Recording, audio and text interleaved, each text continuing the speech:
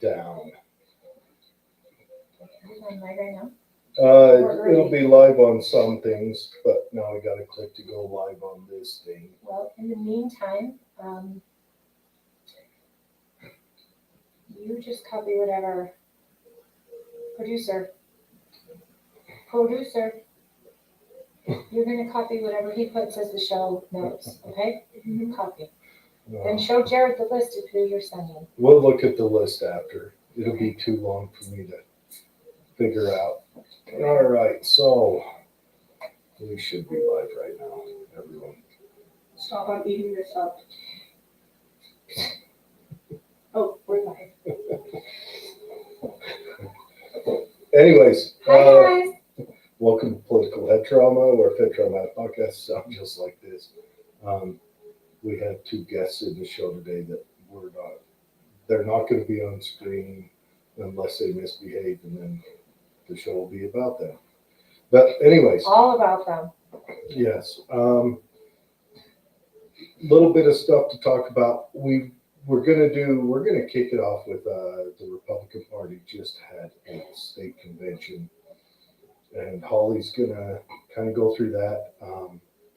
Gonna talk about who won, who didn't win, things that she noticed. Yeah, should we start? I mean, our intention isn't to be a show that's only about Republicans. I can't make that clear, I hope, enough, because our intentions, keep talking.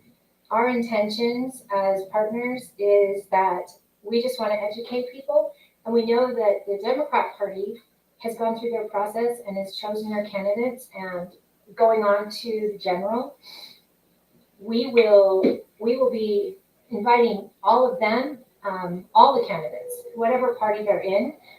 We just know a lot of our viewers, like yourselves, have been following this from the beginning, and we just want to update you on what's happened in the party thus far. I can't turn anything out.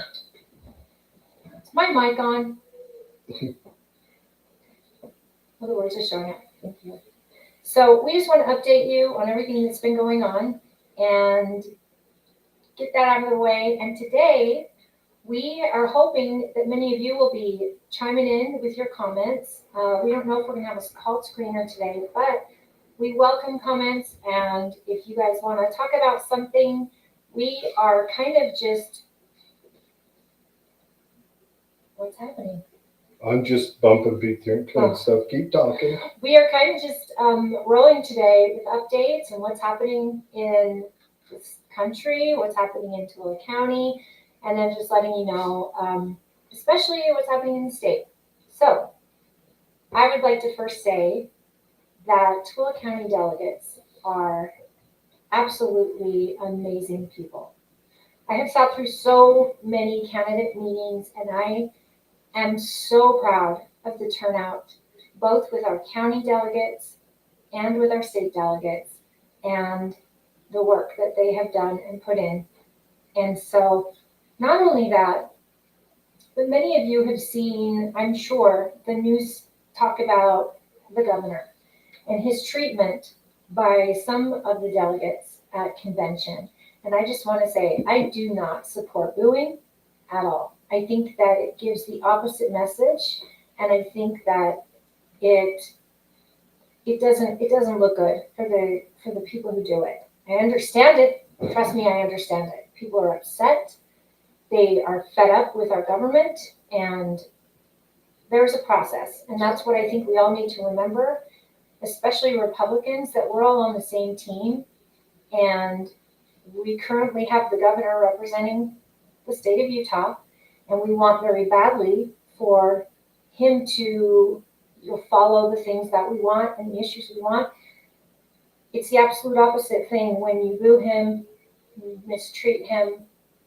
I did get to speak with him personally at convention, and he was so kind, and he was very attentive. He'll be out to the county to talk to all of us, and I think that there's a whole thing that happened where Governor Cox and Deidre Henderson are concerned, their perspective, if I could just give you a small bit of their perspective, trust me, I will support the nominee of this party, but we've always said, our goal is to educate and empower and inspire. And we want the best turnout we can get at voting day. And we also want people to feel like they've got all the information. So the perspective of the governor and the lieutenant governor there, when they got there, they were treated badly by many people that were just very aggressive, yelling, saying mean things. What I personally witnessed, he was in the green room, I was in the green room, and it was uncomfortable, to say the least. And I don't mean because of him and her and myself or other candidates that were back there. It wasn't like that. It felt like there was a little bit of a fear factor, and that should never be the case. No one should be afraid to be someplace, and I'm glad that, they have their protections and all of that. But I understood when I saw the booing that Governor Cox was in a different mindset. And I proudly watched our county delegates not boo. I didn't see one of our delegates boo, which I am so grateful for. Because I think if you disagree with someone, silence is deafening. And those that didn't agree with him were silent. And that was enough. And then I also saw half of my delegates cheering for him. And that tells me, as a Republican chair, that he has supporters.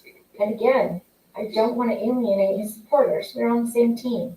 So what I think is very important, and what he said, when he didn't lie, the last governor was booed before him, and Senator Hatch was booed, but these people all won handedly when it came to the primary. So that's kind of what Governor Cox said. You booing me, but yet when the vote comes out, and if I win really well, then it makes you guys look like you're out of touch and you don't know your neighbors. So I don't want to prove him right. I want to get behind our nominees, but it's our job, all of us, all of the delegates, and all of the precincts to do their best to get out there and inform their neighbors why they chose Phil Lyman at convention. And then as a party chair, I want to make sure that you, the voter, get an opportunity to meet Phil Lyman, who is the nominee for our party. And also, I want you to hear from our governor. And, we have a lot of people who support him. So the opportunity would be that let's have Phil Lyman tell you why he is the delegate's choice. I don't think delegates are out of the loop. I think delegates are highly informed. They're political people by nature. They're leaders by nature. And they're chosen by their neighbors to be their voice. I don't like it when people accuse the caucus convention system of being wrong, because I believe in it. And I mean, the role that I play and my other fellow leaders in the party, we don't exist without delegates. We wouldn't have this angle where we get to represent the voters on behalf of Tulare County. So I truly am honored to have that position. But there's a lot of you that agree with the governor, and I feel like you have to be silent about it. And I don't want that either. I don't want half of you alienated. So I think that's enough about the governor.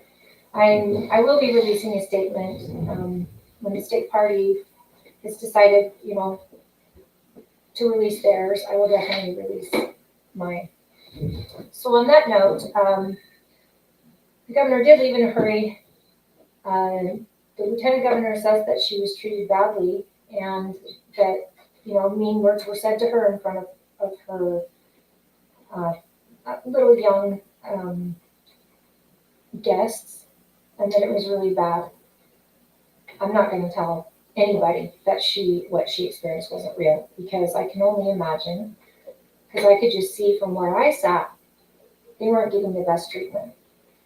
On that note, someone I adore, absolutely, Carson Jorgensen, who's been on the show, he did not win at convention. So his wife, his family, they're all very, very amazing people. Phil Lyman is a really good guy. We've just got a lot of great people looking to serve, and I think that's where we take that part from it. That we're very lucky. So I'm hopeful. I'm hopeful that before the primary, we get as many people out to meet these folks as possible, and I'm trying to get everyone out here. So, and bring them on the show. So we also, candidates, the convention delegates chose overwhelmingly to support Trent Staggs, who we've had on the show, for Senate. So he will be the party's nominee. The rest are going to the primary as well, because they got signatures.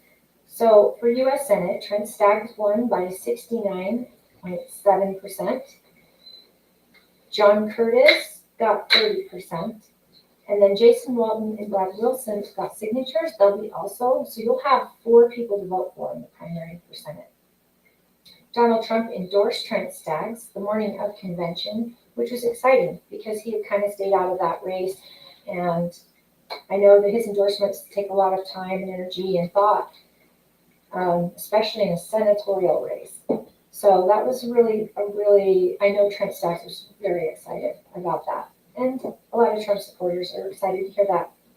Governor Cox got 32%. Phil Lyman got 67%. So he won the 60% to be our nominee. In the Attorney General's race, Frank Mylar got 59%. So he 0.78. He just missed the 60% mark, which would have made him our nominee. Rachel Terry got 40%, and Derek Brown is also headed to the primary. You'll have 3 choices. And all 3 of these individuals are incredible people. And we had Frank on, and we've had Rachel on, and it's just going to be a matter of time before Derek is on, because I really want you to meet Derek, and he's also a good friend. For Congress, in District 1, Paul Miller got 54%, and Blake Moore, who is the incumbent, got 45%, so they're headed to a primary. In District 2, which is our district, Colby Jenkins, who we've had on the show, he got 56.85% to Celeste 43.15%, who's been on our show multiple times. They'll both be headed to the primary. And then District 3, Mike Kennedy got the 61%, so he's going to be headed, he is the nominee. He will still have John Dougal, Case Lawrence, and J.R. Bird going against him as well, without the party's nomination, but they got signatures, so they're headed there. Burgess Owens ran unopposed, so he's going. That one shocks me that he ran unopposed, because I've heard, well, maybe the Republicans are happy with him on the whole, but I've heard a few Republicans kind of act like they're unhappy with some of the things he's done, but maybe they're not that unhappy. And I know he's not in our district, but no, he's not. I want to have him on. I love Burgess. Plus, he was a Raider. I'm a Raiders fan, and he's just a cool guy, and he's fun to talk to. He's very, very smart. And when I say run unopposed, I just mean within the Republican Party. I'm not sure who he's up against for the other side. We will have them on also. Yes. So for state auditor, that one came very close with 51% for Ricky Hatch, who we recently had on. Yeah, and I like Tina, Ricky. He was fun. And Tina, I like Tina. Cannon, she got 45.69%. Tina is a firecracker. They're both huge nerds. I have so much respect for both of them. I'm very, very excited for this race because they're just both incredible people. So we'll have them both on again, I hope. And then Marlo Oakes, who's our treasurer and who basically put Utah and the National Credit Score, EAG, is that what it's called? Put us on the map with Oh, its yeah. understanding of how political, or social scores actually affect states, companies, The businesses. DEI stuff and So Marlo Oakes is running unopposed, and so he will be our nominee for the party. So then the exciting news, I'm so excited.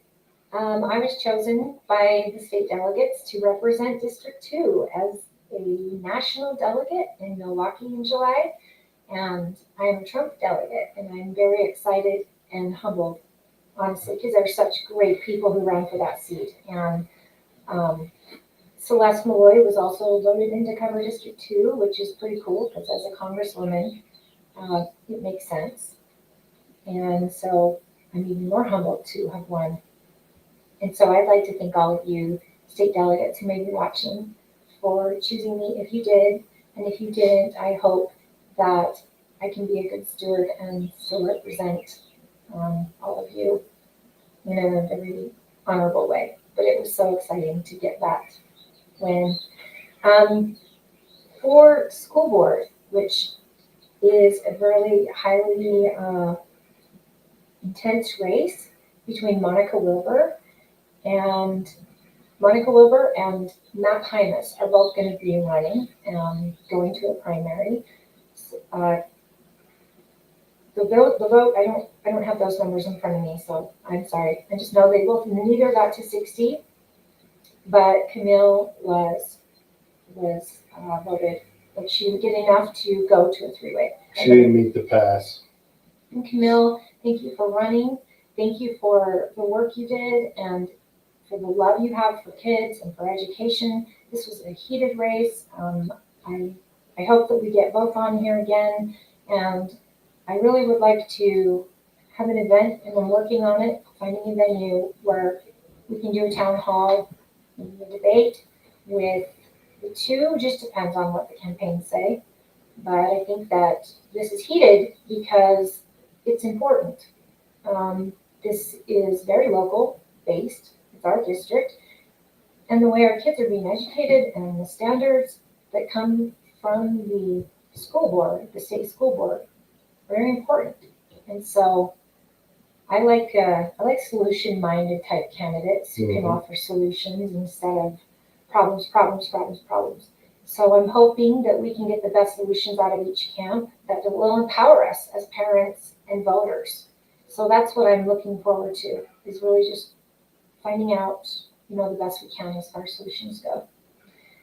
Other than that, I can tell you this, people complained about the process. Convention, I got there at 6:30 a.m. I didn't leave there till well after midnight. So it is the longest convention I personally have ever attended. The convention committee that creates that whole event worked tirelessly, and every time I heard a complaint, my answer is this: if things are going slow, if you think it's this or that, I always ask people, would you ever consider volunteering? Because that's what we're always lacking. And the volunteers that do run convention are usually the same people every time. And if we could just get 40 more people to volunteer, our experience would be far different. I applaud the committee. Our sound is horribly awful right now. Horribly awful. Yeah. Let me see if I can sort it out. Sorry for everyone who's been listening to this. Well, let me see if I can hear it from my end. Oh. Because if I have to repeat everything I just said, I'm done. I'm out. Peace out. But many of you that tune in were there, and I would like to hear your comments, good or bad, experiences, maybe ideas to make it better. Again, I always say let's let's first volunteer and put ourselves in there to be the solution instead of the problem. But it's fair to say that we learned a lot from that convention, and the committee took tons of notes, and a lot of people, though angry, stayed. And I am so proud of Trumbull County because they sat through all those hours. And some of you even stayed and helped us clean up. And some of you were just so amazing about being helpful and volunteering. And a lot of people from our county, our own county clerk was there volunteering. And so lots of friends were there volunteering that aren't delegates. And I'm just really proud. I'm really proud of the people who step up. And I appreciate that. And I hope you all know that. Do we need to listen in or do we got it okay? We're good now. So it being the Friday after convention, what happens now? Now every county needs to work out a way for you to meet these candidates. And we are headed towards the primary, which will be in June, I believe the 25th. And after the primary, our party will have our candidates that are going on to the general. Now, like I said before, Democrats usually have their candidates all ready to go for the general. Independents, if there's any independents, constitutionalists, Green Party, they've done their conventions or they've done their selection. And so they have their candidates ready to go. So our party just takes a little bit longer and a lot more processes go involved because we had 4,000 delegates. And as you can see, just the Senate races alone took hours. Well, and the Republicans are a much larger party in the state of Utah and encompass the Republican Party, because of its size, will be a bigger tent in Utah and will encompass a lot more different views than the Democrats, because they're a smaller population. Their views will encompass less, not saying they're not important, but they will have a less broad spectrum. And our party tends to argue within, as you can see. I'm sure the Democrats the in a dominantly blue state like California will operate the same way, because they're the bigger party. They have to have a bigger tent. Their issues cover a larger geographical area, which will mean more different areas. Where here in the state of Utah, our Democrats pretty much cover the corridor. Well, and you know what? This is why we have such a long process like we do, because we all have to fight, get our people, decide who's going to be what, and then before we decide which candidate's going forward. And that's not just the behind the scenes folks like the delegates and the convention and all of that and caucuses.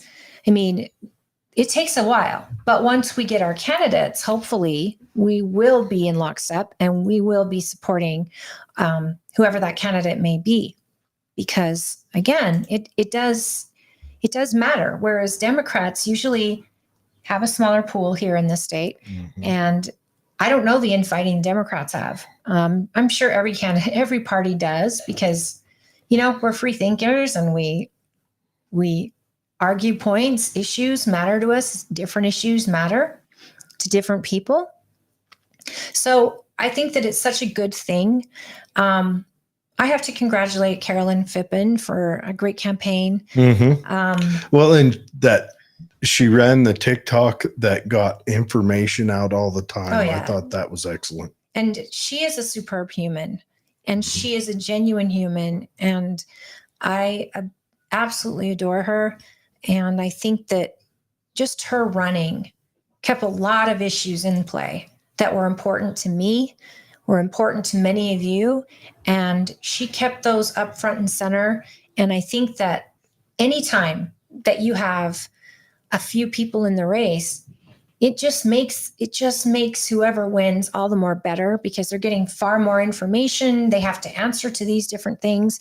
So candidates with different values or issues or thoughts, I love it. And I respect anybody that signs up to do a job, because it is no easy task. These campaigns are exhausted right now, and we're only just beginning.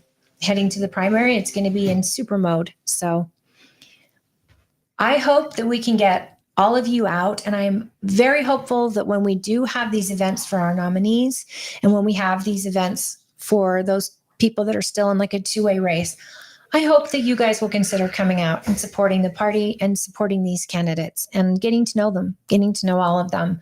The party does have its nominees. Like I said, we have our senatorial race, which is Trent Staggs, and our gubernatorial race, which is Phil Lyman. So we hope to get Phil on. We've reached out to his team, and we will invite anyone who wants to come on, of course. And it's an open invitation to all parties.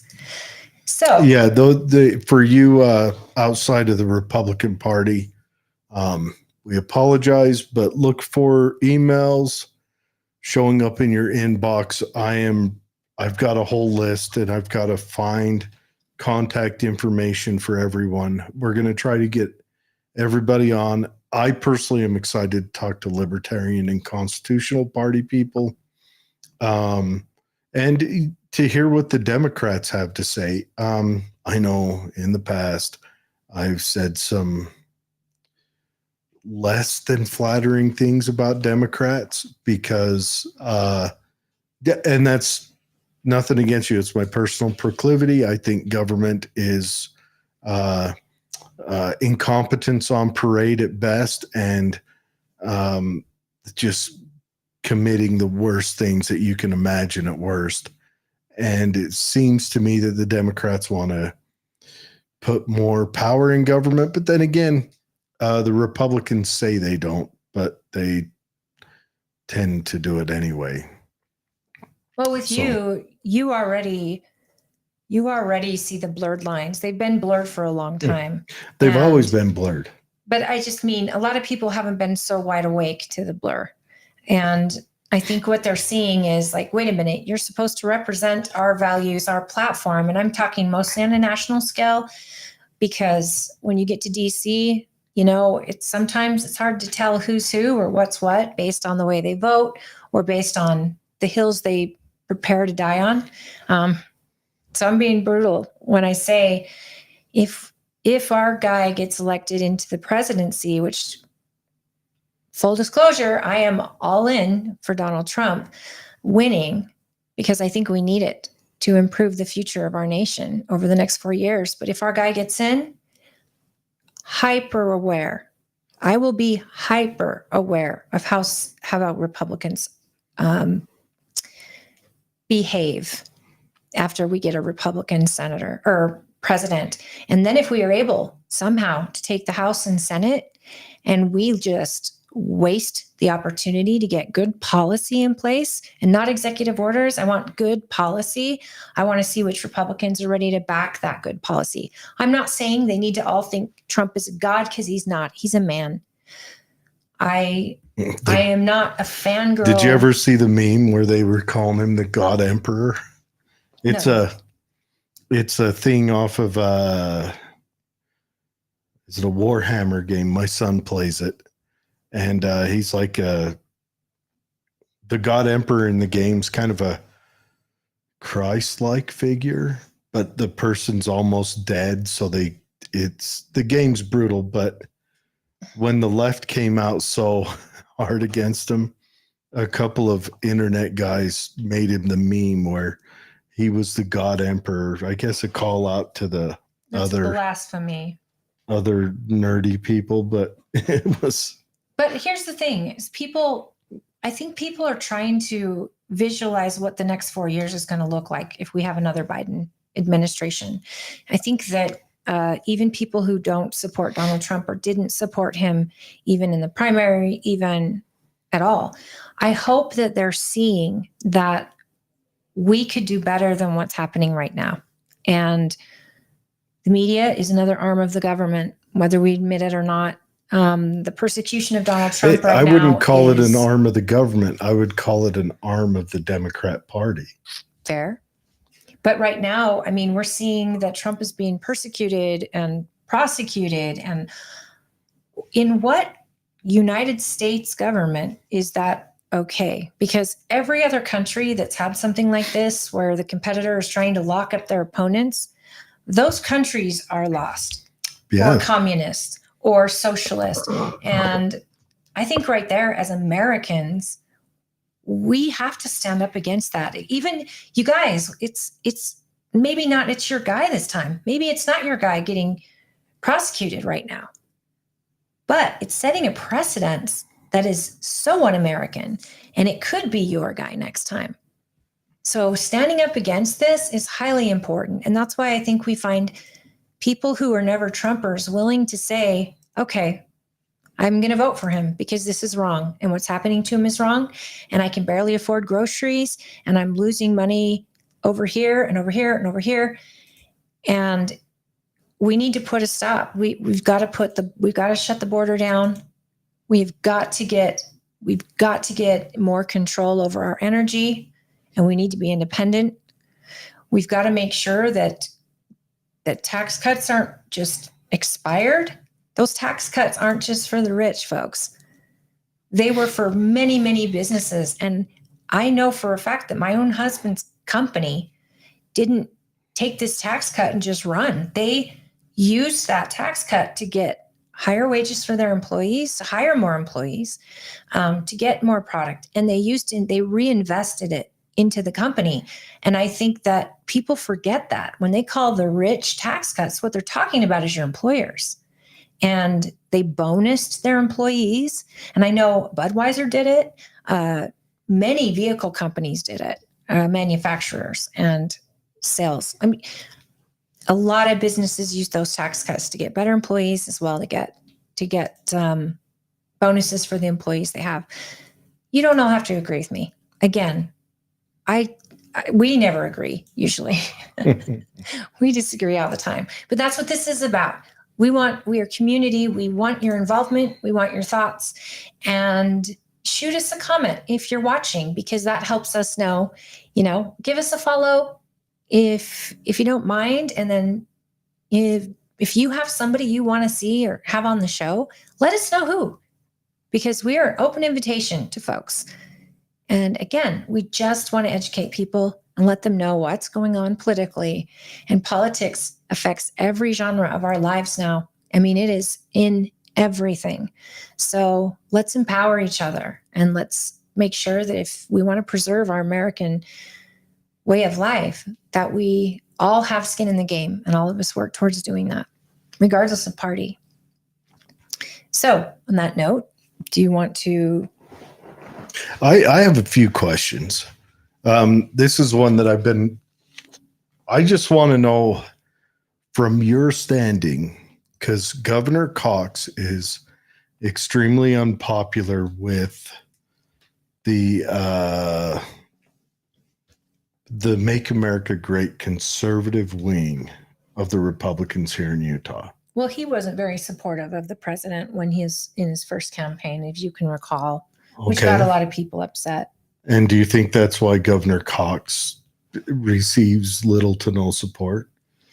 Or are there some things that he's done? Because I'll look at it from my standpoint.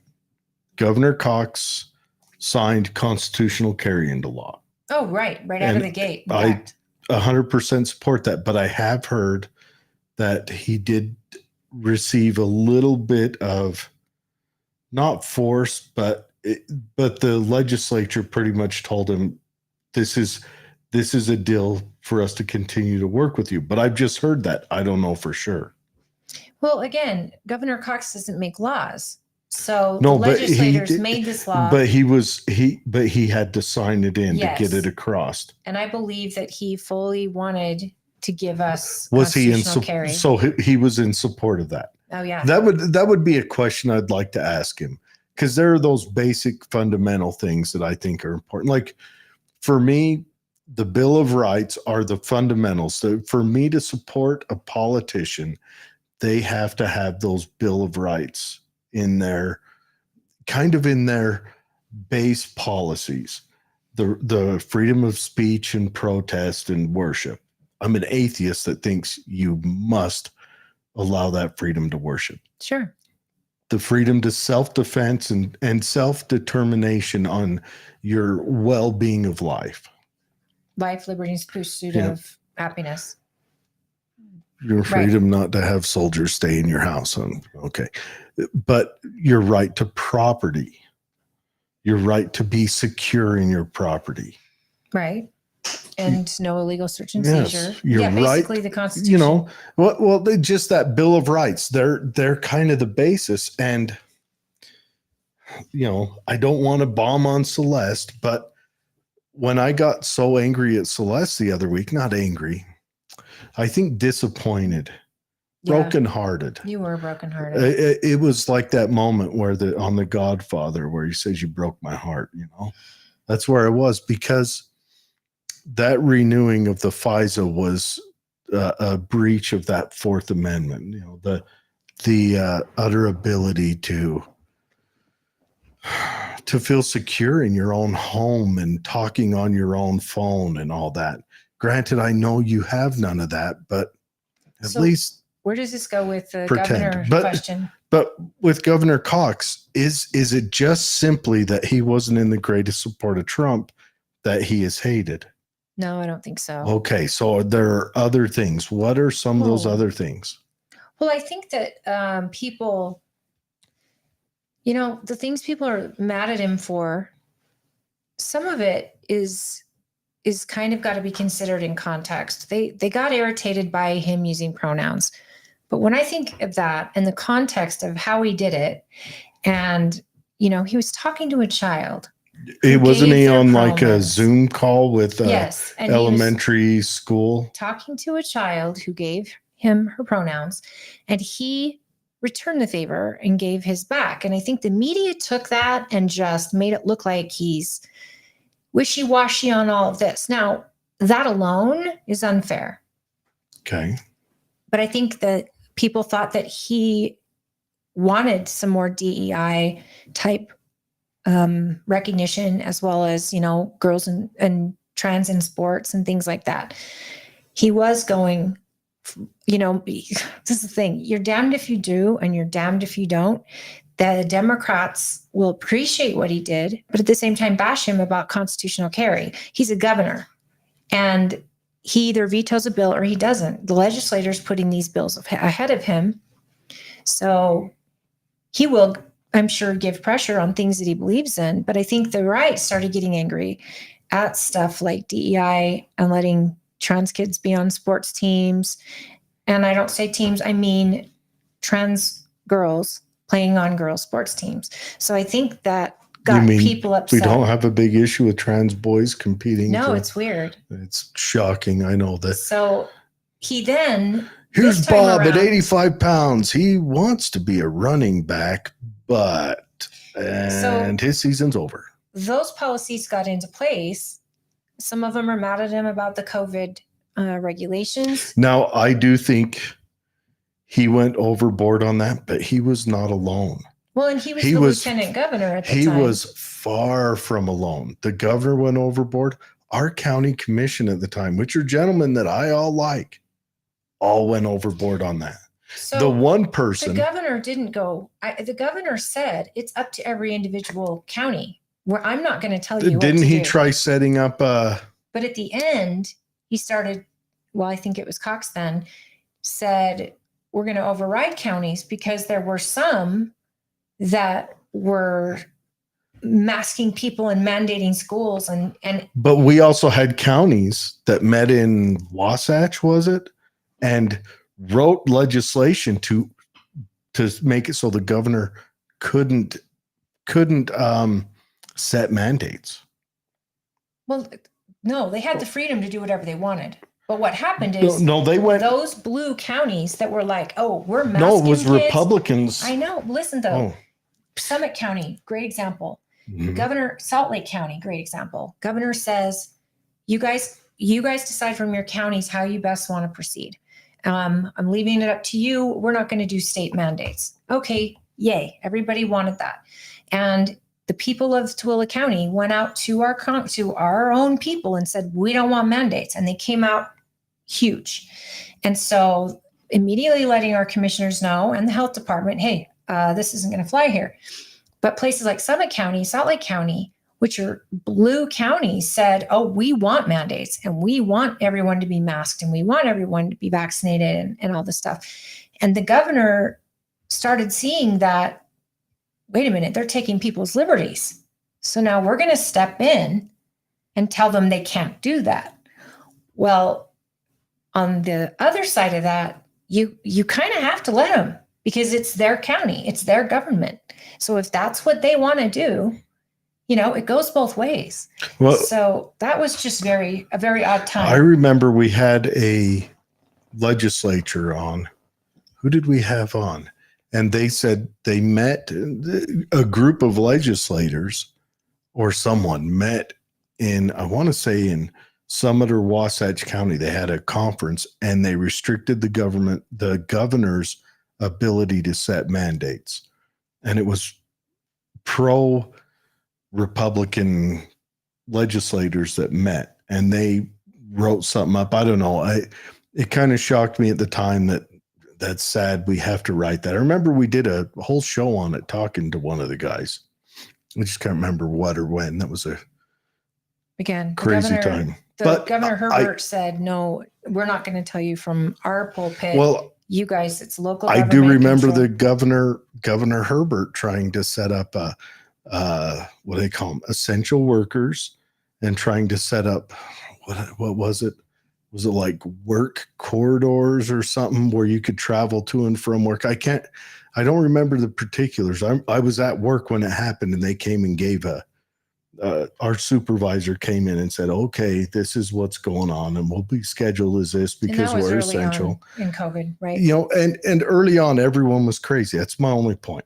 I'm not judging them particularly for being crazy. I'm idolizing our sheriff for not giving into it. Well, yeah, but that was Governor Herbert saying, Tooele County, do whatever you think is best based on your voters. And our voters spoke up loud and clear, and so did our sheriff. And when they saw that other counties were going the opposite and wanting to do the extreme on COVID, and the people were coming, to their meetings and saying, we want masks, we want our kids out of school, all of that. And sheriffs even are now, they're put in a position because, wait, this is a violation of your rights. Why are you letting the government tell you? So I think that's when, and Spencer was on the task force, and it's hard for him because Governor Herbert turned it over to Spencer to run the COVID task force. And he had meetings every single week with all kinds of electeds. And of course, the health departments from all these different counties.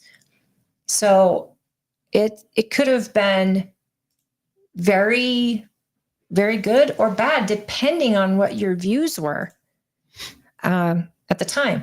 But our government tried not to. And I do remember when they were calling for essential workers. My husband was one. And it was just very, oh, Keith. Hi, friend. Well, Cole County is definitely invited. So hook that up. We're District 10. So with school boards. We'll gladly have Cole on, get us in touch with them. We want to be an outlet for everyone. Yeah. And he's Republican. Keith, you're such a good guy. I'm so happy to get to see you at convention. It was so nice catching up. And he's a doer. He knows people. Hey, Keith, can you get a hold of Elon for me and see if he wants to come on? We got a comment in here. Listen here.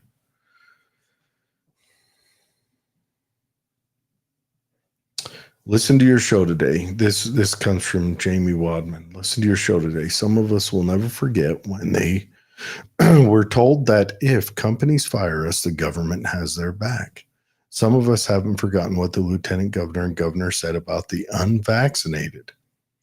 The longer clips start by saying, the group of people I want to talk to are the unvaccinated, because nothing's going to change their mind. Then she proceeded to let businesses know that they believe in consequences, and if they have a required vaccination policy, which means we'd be fired, that they support them.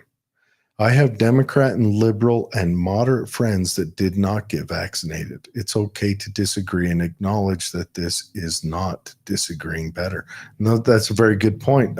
Very good point. The Thank governors, you, Jamie. the governors, that's it, everyone right now. This is why I am not a Republican. You're not in Definitely not a anything. Democrat, because the government is a group of people, which I don't care what they tell you or how good they are, they seek to gain and maintain power. They always do. And COVID was this, oh no moment where all of their sphincters went to pucker factor 14, and they all did this grasp for power and this grasp for acceptance by their higher ups or someone that they perceived as their betters. I agree with you 100%. Don't forget that. I'm not going to forget that almost all of them did that. What do you have? Kristi Noem that didn't? She's the only governor. That is it.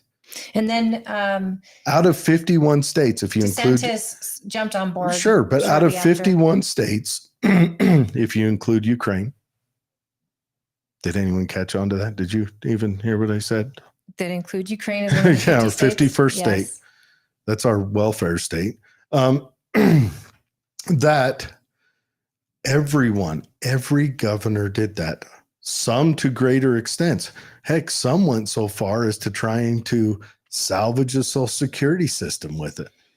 You know, we don't need to go COVID into was unprecedented. And honestly, it was also a it time. was, and it that- really wasn't though. It was, because it was the first time the government, The reaction actually- was.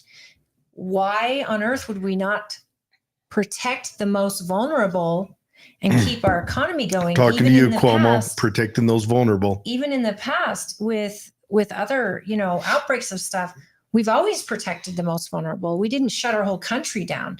So, Keith is my friend and he works for Tesla. That's why I said, hey, can get Elon on. He works for Tesla? Yeah. He prefers interviews with the press through X public calls. Well, let him know. We will be glad to be we do should- an X we're- public call. We're kind of going live on X right now. We're not big enough to really go live on X, but we do try. But I would chat with Elon in a heartbeat, and I don't even care about politics. I just want this guy to lay out what his next wild idea is. David Weiss says he needs to hate harder on the loss of my freedoms. And that's very Mhm. fair. And David's right. This was our first bio attack. And what we find out later is that it very well was funded by us. Yeah, And it was very a- well was unleashed on us. And it was an election year. It's an inside job. And all these conspiracy theories started becoming observations. And so I think that any Democrat, any liberal, any moderate Republican, anyone should realize what was happening is we were losing our autonomy, our ability to make decisions for our children, for ourselves, and our ability to work and support our families. I mean, that impact was huge. And we were not protecting the ones that had the most danger to this biological weapon, which is COVID, right? Considered a weapon. And It's almost like they're like, AI and robotics are coming here soon. We need to figure out a test run on when we do decide to cull. And that's honestly what I feel like. I feel like we can't trust these people we put in charge. again, Like though, they hate you. these people, They just want to suck you dry. okay, the people that we put in charge, though, this was a first for them too. And we can't sit here armchair quarterback.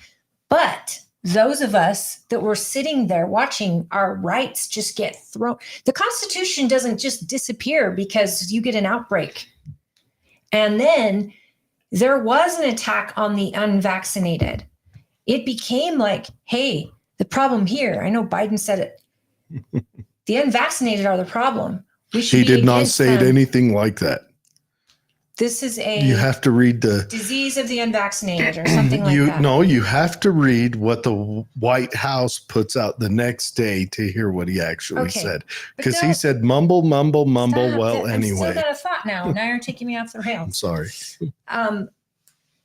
Absolutely. Okay, Heather. Oh my gosh. Heather says 2020 Trump is very different than 2024 Trump. He isn't a savior. It's a slippery slope on both sides of the options we're dealt with right now. Biden, no. Trump, no. We can't be naive, though, to assume that either side, a winner, is the answer or solution at this time. They must be acknowledged. Ignorance isn't bliss. You're absolutely right. And here's something that I try to tell people. I am a Trump supporter. It's about his policy. I have personally got to see him work with law enforcement and soldiers, and I have seen him be the most kind and amazing person where it comes to that law and order, things like that. I got personal experience with Donald Trump. He personally reached out to my family when we had a loss. And my interpretation of Trump is far different. But then when I look on the broader scale about policy and about small businesses thriving and energy independence and getting the border wall built and all these things, all while being judged by his own side and the Democrats, and CNN getting rich off of Trump just to complain about him. I know so many people have to hold their breath and hold their nose to give him a vote. But in the broader scale of it all, where we're going right now, where we're headed under all of this in the big picture, look at our interest rates, look at the border, look at how our young children, or excuse me, our adult children can't even afford to barely rent, let alone find a home and live in it. And the world we're living in is getting just smaller and smaller and smaller because we're in fights with everyone that we shouldn't be in fights with. We should be leading by example. We shouldn't be everybody's watchdog. We need to protect our own home before we reach out and try to help others, you know? So I know there are people who are never Trumpers out there who are saying never Biden too. But Biden is their nominee until he's not. Trump is our nominee, and they are doing everything they can to destroy Trump. And that to me speaks louder than any bad tweet, any, ridiculous tantrum he has. I don't care. The fact that our own government is trying to take him out should scare the hell out of all of us because he's an ex-president. We're regular people, and we've seen what happens to regular people who try to take a stand against this government. This is not good. It is not good. And I hope so badly that the never Trumpers will just say, are we going to be better off under Trump's policies, which give us more freedom, or under Biden's that are, you don't have to take our freedoms away. You just have to make it so we can't work or that we cannot fund because the interest rates are skyrocketing. Our wages aren't. And if anyone tells you that there is not a problem with inflation, they're lying. Go to the grocery store. They're high. That's what they are. And what's happening to all the food processing plants and all the farms? I look at all these things that are happening so coincidentally as food is getting harder and harder to get and afford and pay for. This is America. I've said it before. We don't know pain. We don't know pain. It is interesting, but is that just a light being shined on things that's always been happening? No. I am significantly poorer under this. Well, no, about the food processing, because there's been a lot of them that have burned up and hundreds blown up. But has it always been happening? I do know that milling plants are extreme fire hazards. Milling, not the issue. We're talking about food processing plants, things that have always worked. Even toilet paper processing plants have been blown up. Like what? I'm wondering, is it just light being shown? Like this year, we had that recent, we talked about the recent thing with the squatters, right? You talked to me about it. Yeah. This is something that's been going on for a decade now. I was hearing stories about squatters abusing the system for a decade. Right, but not in mass, like in San Francisco, for example. Oh, San yes. Francisco has, In San Francisco, in Portland, in New York. yeah, Portland. Yeah, all these laws are old and they've all been abused for a long time. It's not until the media hears a story that for some reason they catch on to it. There's been other instances where squatters killed the homeowner when the homeowner come home, and it's just slid right under the radar. It's just all of a sudden now it becomes a big issue. And is that because the media is like, oh man, it's a slow week. Look around and find me anything. And they look around, they find that, and all of a sudden that's all anyone talks about, and everyone makes videos about it. And because of that, New York corrects themselves, or actually New York doesn't correct themselves. New York writes another law to correct the law that they had wrote that broke everything, you know. So is that just? No, I think it's intensified. And so you think? I do. And there may be more squatters right than there now, was back then. There are more, because right now more people are out of work. They're out of homes. They've lost their homes. There's more homeless people. These cities are overrun with homeless. And these homeless people sometimes turn into squatters. And I think that's been intensified. I also know that the stuff happening over the border and these people coming over the border, they're looking for places to live. Let me ask you this then. What if 10 years ago when I first heard about it, what if we would have gotten involved then and made the correction then? You mean like where you can defend your home with a firearm? If Defend your home, squatting? or just make it so that people don't have the right to come and live in an empty house for 30 days and then it belongs to them. That needs to get fixed. You're absolutely right. We need What to if do that it. would have been fixed 10 years ago? Then this would be a whole different situation. Then it wouldn't be a situation at all, correct? The Right. police would show up, they would escort the person out, maybe to jail, maybe to a shelter, maybe to rehab, or maybe just to the sidewalk. Well, But the and police would have now it's a escorted them civil out. matter. It should be a criminal matter. It It's should be an 100%. arrestable offense. They You're have stripped absolutely right. away the Fourth Amendment of those people. So what I was getting to with Heather, and she says Trump is different this year Mhm. than Trump 2020.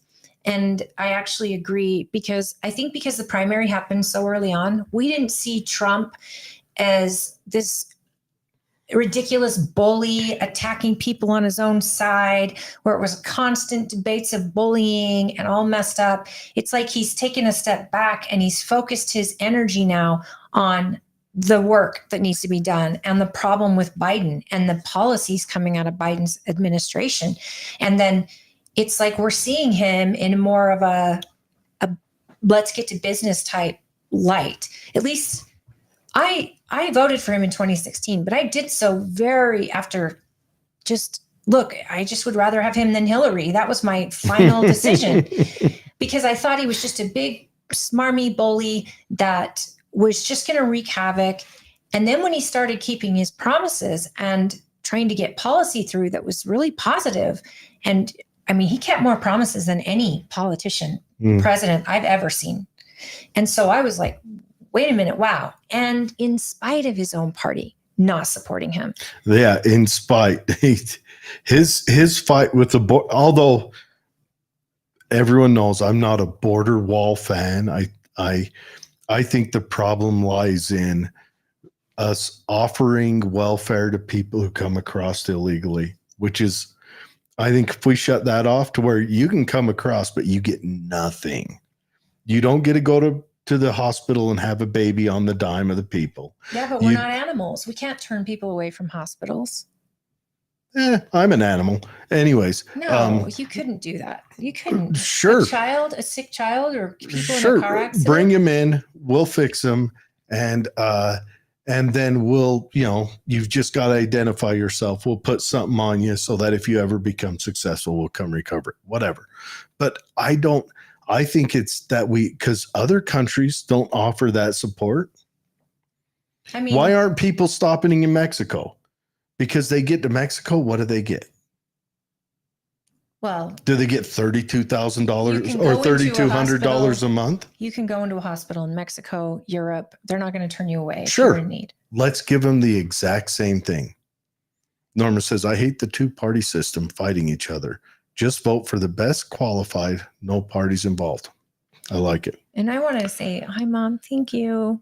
Love you. Is she showing up? I didn't see her yet. Yes. She said, So she's, I look beautiful. oh yeah. Maybe I look less stressed and I look like, oh my gosh, we got Because that really. the convention's over? Yes. And because I'm feeling good still. Thank you, Dr. Mhm. Strain. Dr. Strain, He's my doctor. he just needs to throw a G on there. Be perfect. I know. David said that the internet has shown the truth, and he's right. And that's the other thing. Like we have had so much access to information. So we are seeing everything on a world scale. And we got to see what happened in Australia during COVID. I mean, they were literally sending people to camps and they were not letting people outside and they were arresting them. Even that lady that runs that magazine down there that was so good on free speech up until that point, she lost her mind and became a COVID lockdown. But they're not concentration camps.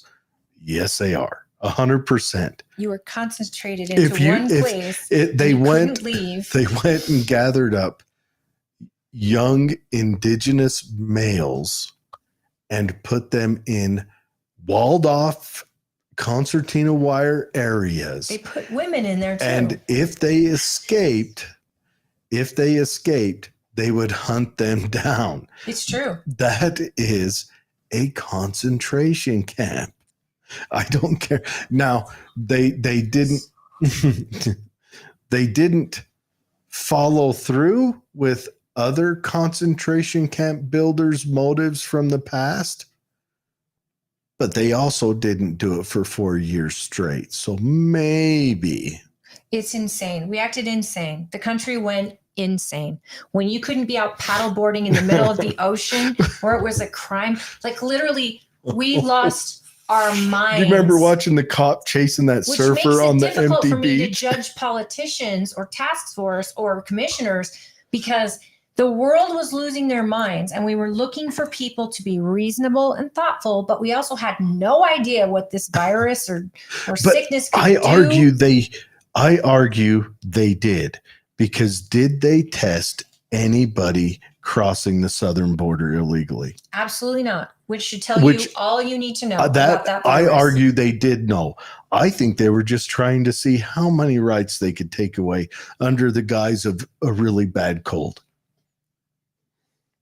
And let's just go through some of the. Let's play a real quick highlight reel just off the top of my head. Do you remember what they did to the skate parks in California? Oh yeah, filled them in with sand. My favorite is still watching that police officer running after that surfer on an empty beach because that surfer was not wearing a mask or whatever. And then the top one is, what was it? Those 4 states, including one Republican governor, putting sick people in old folks' homes. absolutely. Those governors should be put on trial today. They should be. And there should be they trials. should be on trial for every single patient lost. I think that Fauci should be on trial. Because Hands down. Fauci should be buried under the courthouse where he stands trial.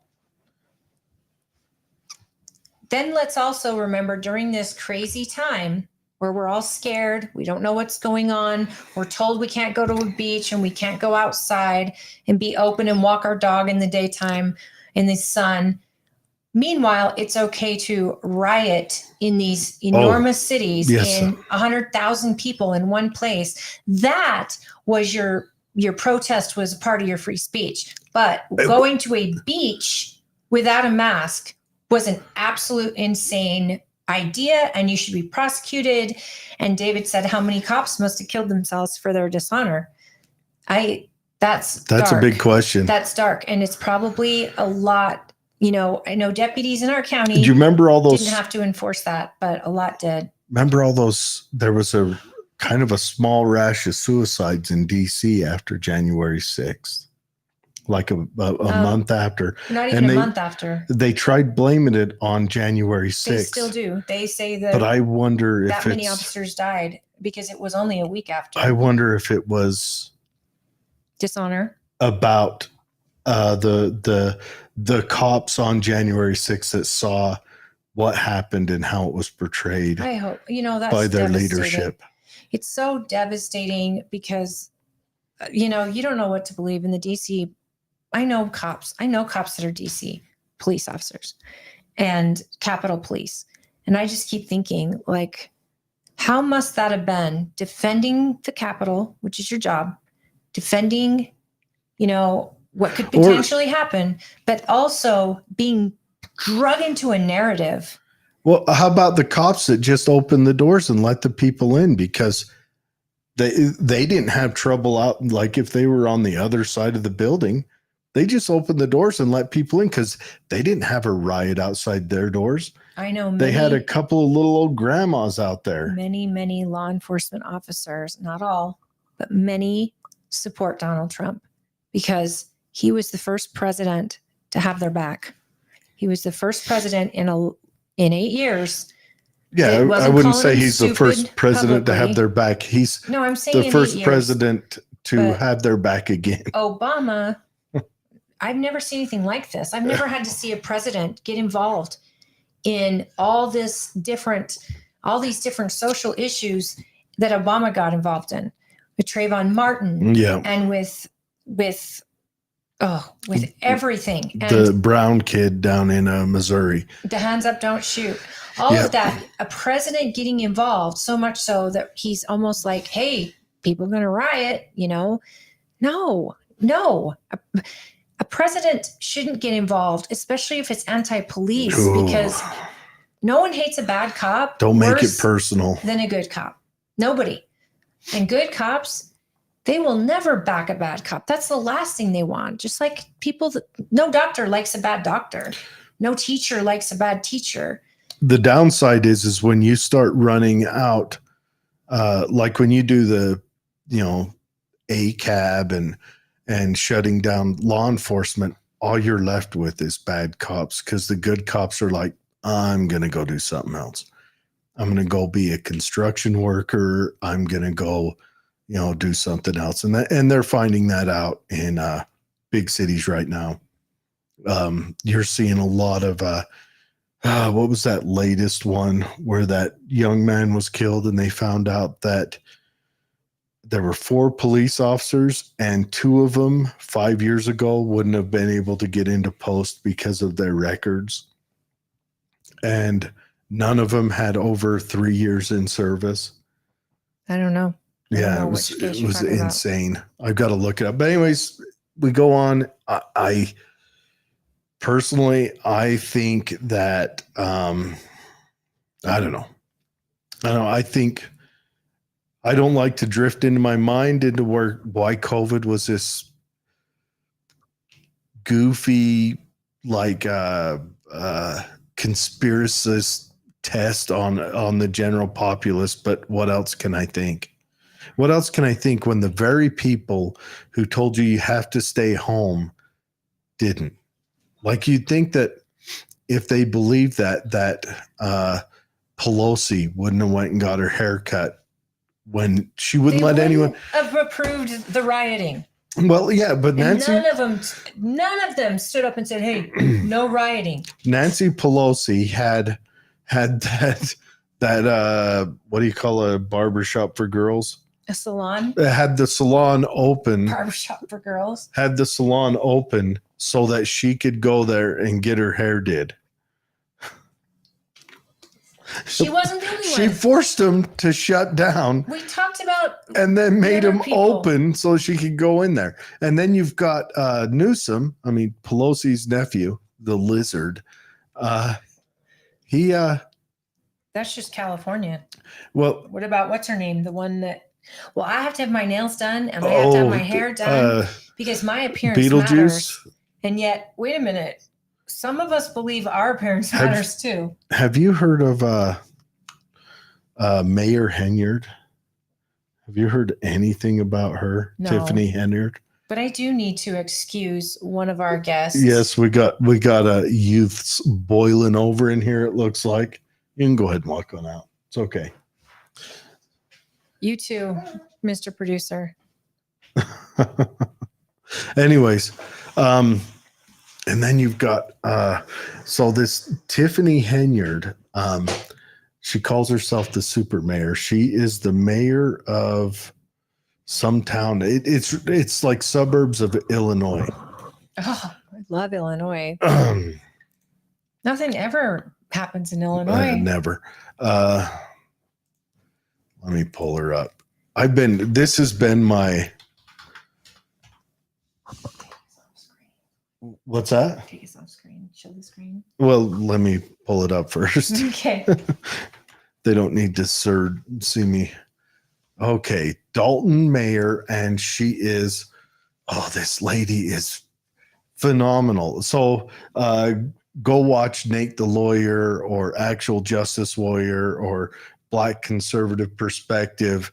They all do shows on her. This lady is wild.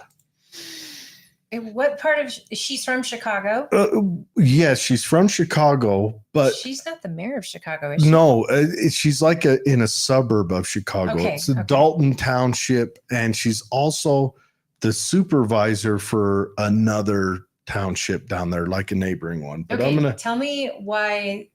Like, tell me, is she conservative? Is she Oh, God, no. Democrat? Oh God, probably Democrat. But when you get to Illinois, like suburbs and Chicago, it doesn't matter what political party you are because they only have one. But anyway, so I'll do the story on this lady. This lady has been stupid ads. She has been spending the township's money. Like she's put them $5 million in debt. Oh my God. Drink that in for a minute. Like taking lavish vacations. And so this township hasn't been able to pay its bills. Like it's on the verge of getting its cop cars repossessed. And how are you if you're the repo man and you pull up and you've got to repo the freaking cop cars at the police station? She should be in jail. Well, the FBI is investigating her now. She's been locking like she locked the city clerk out of their office because the city clerk says, "Hey, do we got money missing?" So she the locked clerk her. Auditor. She locked her out of her A lot of office. cities have a clerk Now, auditor. and position. this is a it's almost all black. The populace. So she claims it's racism, but it's almost all black. Like the police force is black. The mayor, the governor. yeah, but well, this is different. I mean, in Dalton, and she hired the police to be her private security, and one officer in a pay period, which a pay period is what they say it was, something like 330 hours or whatever. He got paid for like 305 hours in like a week. He had 30 hours off. Yeah, but wasn't he like a boyfriend? We don't know. I mean, I've heard this, and I believe that's been alleged, but that's a criminal. That's So, somebody's using the taxpayer dollars. If he's getting paid to roll around with her, he's no longer a boyfriend. He's a prostitute. But yeah, she has been my guilty pleasure watching this. But the FBI now, she's on their radar. They're digging through her paperwork, going through all her stuff. I don't know. Don't listen to me on it. Again, go listen to any of those other channels I told you about. Actual Justice Warrior, he's a good YouTube channel. Nate the Lawyer is one of my favorites. He's fantastic. He digs into a lot of these crime cases. Well, I have some exciting news that will get Mr. Cole Kelly. He will be on Friday. Thank you, Keith. So we already lined it up. Perfect. Yes, and I will send you the details. So thank you, friend. Yeah. And seriously, if you guys have a friend who's running for political office or an ideal or a party you want to support, please reach out. We want to have you all on. We want to, I mean, we want everyone to have Dave says her TikTok is great.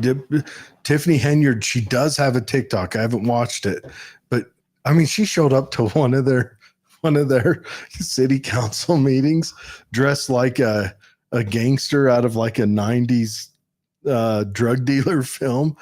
Oh my goodness. What for what? What was her point? She brings a DJ with her to Oh my gosh. she has a DJ in the city council meeting playing like a rap song.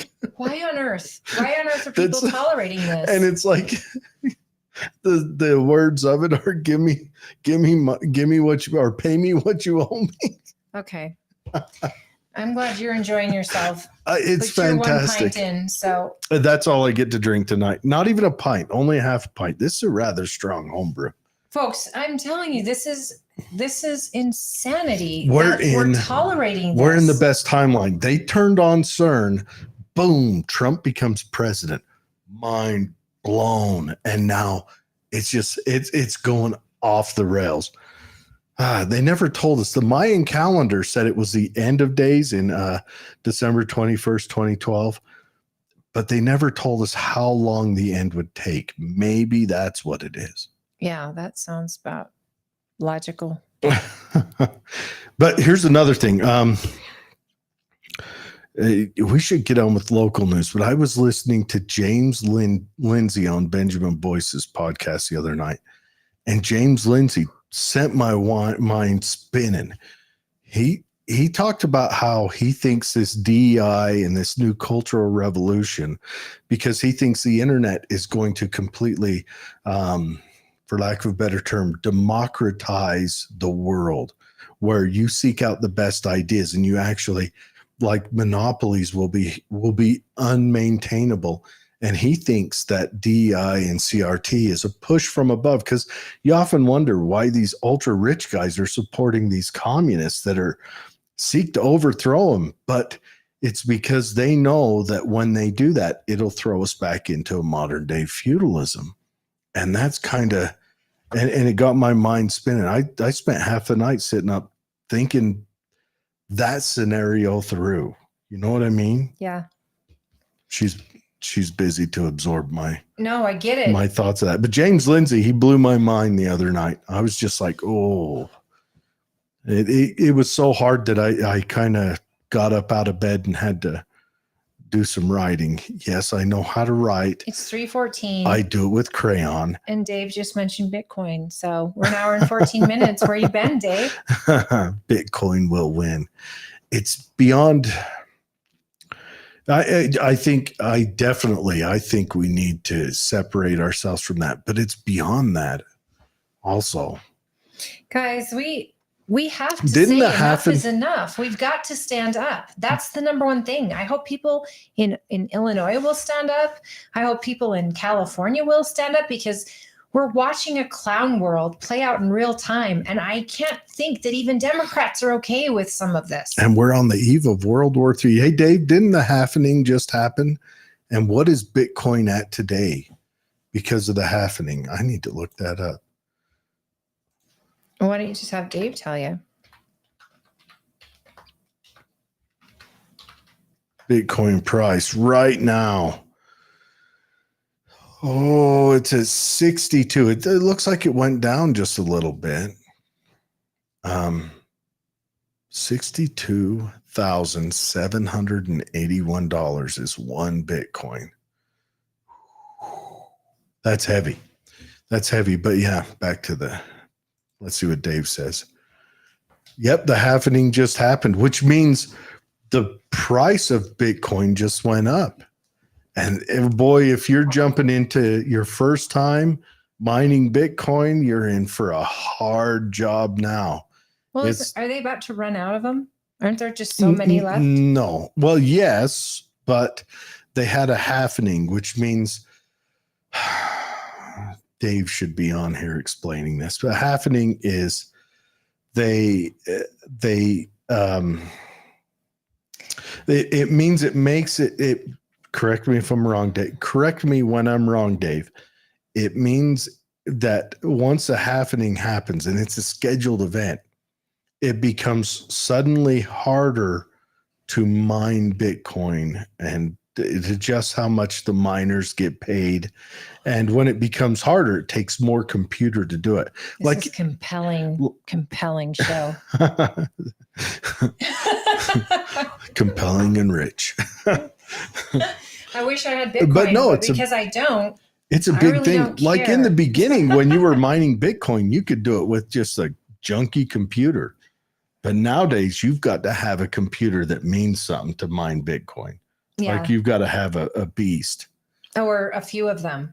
Yes. And plenty of power. Yeah. Half supply input. Okay. That explained it. So, okay, let's get on to Okay. the next Let's thing. do some local news. Well, I want to talk about the walk that happened. That's what I was bringing up right here. Where's it at? So if you're from Tooele County, then you know about Life's Worth Living 100-mile walk to Wendover. Yes. And it's put on by Life's Worth Living. And it's actually pretty amazing. Members of our community that participate usually do so every single year. And John Gossett, who is leading the Life's Worth Living Foundation, he has been giving like a play-by-play of how their weekend went. And just so you know, these folks walk 100 miles to get, there's a picture now of there's our good the sheriff and his lovely wife. Yes. And Chris Sloan, probably not in his favorite picture ever. He's like, you got me while I was exhaling. And so look at the group. Such a large group showed up for this and has shown up in the past. And the beauty of this is that this year, that guy's wearing a tutu. really, really pushed. They had like 163 people. This year, it really, really pushed folks in a way I don't think they've ever been pushed before. It rained nonstop. The mud on that walk was horrendous. The bus got stopped. I think if you don't follow Life's Worth Living on Facebook, please do, because you would get just John Gossett's work. This is a passion for him. All these folks that walk, this is in honor of people who are struggling with depression or who have dealt with suicide in their lives. And this gives them a place to come together with people who are also going through that.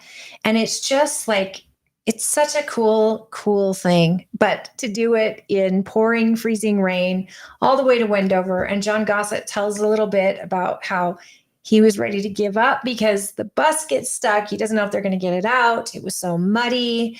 And yet he just said it made the finish line so much more sweet. And these are members of our community that we all know. I'm sure all of you know someone who's participated in this. It's such a beautiful, beautiful thing. And we all know someone who's suffered with the loss of a family member, or the loss of a friend to suicide. And it's a tragedy. It's a horrible thing. You know that you often never know what's coming. You can't. No. And then you question yourself, what could I have done? Could I have been a better person beforehand? Would that have changed it? And you can't question yourself like that because ultimately it's their decision. It is. And you don't know what they're you don't know with. what drove them to it. You don't know their motivations or circumstances. But it's never your fault. I mean, it's never your fault. And the people who do go through this, unless you're Hillary Clinton or Boeing, it's not a joke time. It's never your fault. And if you're dealing with someone who has done this, you can beat yourself up all the time. But again, at the very end of the day, it's completely their decision, and you can never second guess understand what's going through their mind. And it is a permanent solution to a temporary problem. And when you have fellow, community members who have gone through this just like you, what an opportunity to at least not feel alone. And this is something I wanted to get back to regarding COVID. We lost a lot of young people after that COVID lockdown. We lost a lot. We lose a lot of veterans every single day. And I pray anyone listening within the sound of my voice that you never take this out. Please get help. There's places like Life's Worth Living that will help you. You can reach out. You can be anonymous. You could contact us at the show and we would gladly, I would love so much to at least have an opportunity to try to get through to someone, because every one of us have our mission here on earth. And I keep telling my kids, tomorrow is a new day. And I know some parents have lost their children to this and they probably beat themselves up and question everything and go through so many emotions. And it's my biggest nightmare, And so I think when you have a community of people and this was born and raised here in Twila County with John Gossett and his beautiful wife. And they started this organization and it has only grown and grown and grown. And yes, I love they're getting everyone together, but it breaks my heart that we even need it, but we need it. We need it here. Yeah. And veterans, they have veterans that you can contact through Life's Worth Living. So you're a veteran talking to another veteran. And, they're picking up something that was obviously needed. And they've made it a beautiful experience, even in the rain and the mud. They always celebrate in Wendover with a great concert. And I think you showed the concert venue. Yeah, this year they had, let me get back to it. They had he's right up there in the picture. Oh, yeah, I've got to go up. Jacob Ty Herndon. It is a country music concert. Is that correct? Yeah. I am not familiar with much of country music once it got past, I don't know. These folks, I'm sure their feet were just so killing them. Plus, they were wet. Their feet were wet. They were wet. Blisters. And the thing is these guys have a lot of fun on this event. And the guy's wearing a tutu. It's a time. And also, if you wanted to drop back into the group and just have a conversation while you walked, you could. Yeah. Or if you wanted to drop back further or go further ahead, or you could get on the bus, slip into that meditation, buses. Where you can sit and use an hour or two of this walk to pick through your own time, through your own problems you may go on through or game plan. It's and I kind of bummed we didn't attend. Well, I was at convention for 16 hours. So I think next year you need to tell convention, not today, and we should go on this. We will get John Gossett on. Are you going to do it in your heels? This. No, but I will walk a mile in her shoes. We also have that event in Twila every year called Walk a Mile in Her Shoes. And men wear high heels, women wear high heels, and it's like a 5K, I think. Yeah. And it's just a way to empower women and the battles women face. And I've seen the sheriff do that too. I've seen a lot of these same folks do that too. And that's a really cool march. And talk about blisters. Some of us do that every day in heels, but when the guys do it, it's funny. Oh. And they also really get an idea of picking a lot of gravel out of the thigh on that day. Of how beauty is pain. But hey, that's a self-imposed one there. I don't think men make you wear high heels, do they? No one makes anyone wear anything. But Norma said, when other kids at school are telling a child that they should just kill themselves, it's a bully situation. The antagonist needs repercussions. And I think laws are getting there. And it's gotten to a point where kids will say it just to be mean. And I think that starts at home, guys, always at home, where we tell our kids never say those things. But social media is a beast in itself for young people. And, what gets said on there is horrible. As parents, we need to be watching what our kids are saying, what they're hearing from other kids, because I know so many parents that don't have a child on earth any longer because, bullies. And there was that, and they couldn't do anything that because they didn't know. That hits close to local. We had that young 12-year-old girl Yeah. just a few months ago. And And then a year before that, we she had was a 12-year-old boy. Yeah, she was catfished by other girls in her school and made to feel awful about it. What a tragedy. It's just, devastating. I don't know. Maybe we should have a moment that you guys can play for your kids. Here you go. If you're going to play it for your kids, don't be a dink. Seriously, if we And trust me, here's the thing. All you middle schoolers, you over there, listen right now. Pull your phone off and listen to the words that's coming out of my head. Every mean thing you say now, when you become an adult, you will see that person and you will regret, because you will be different people.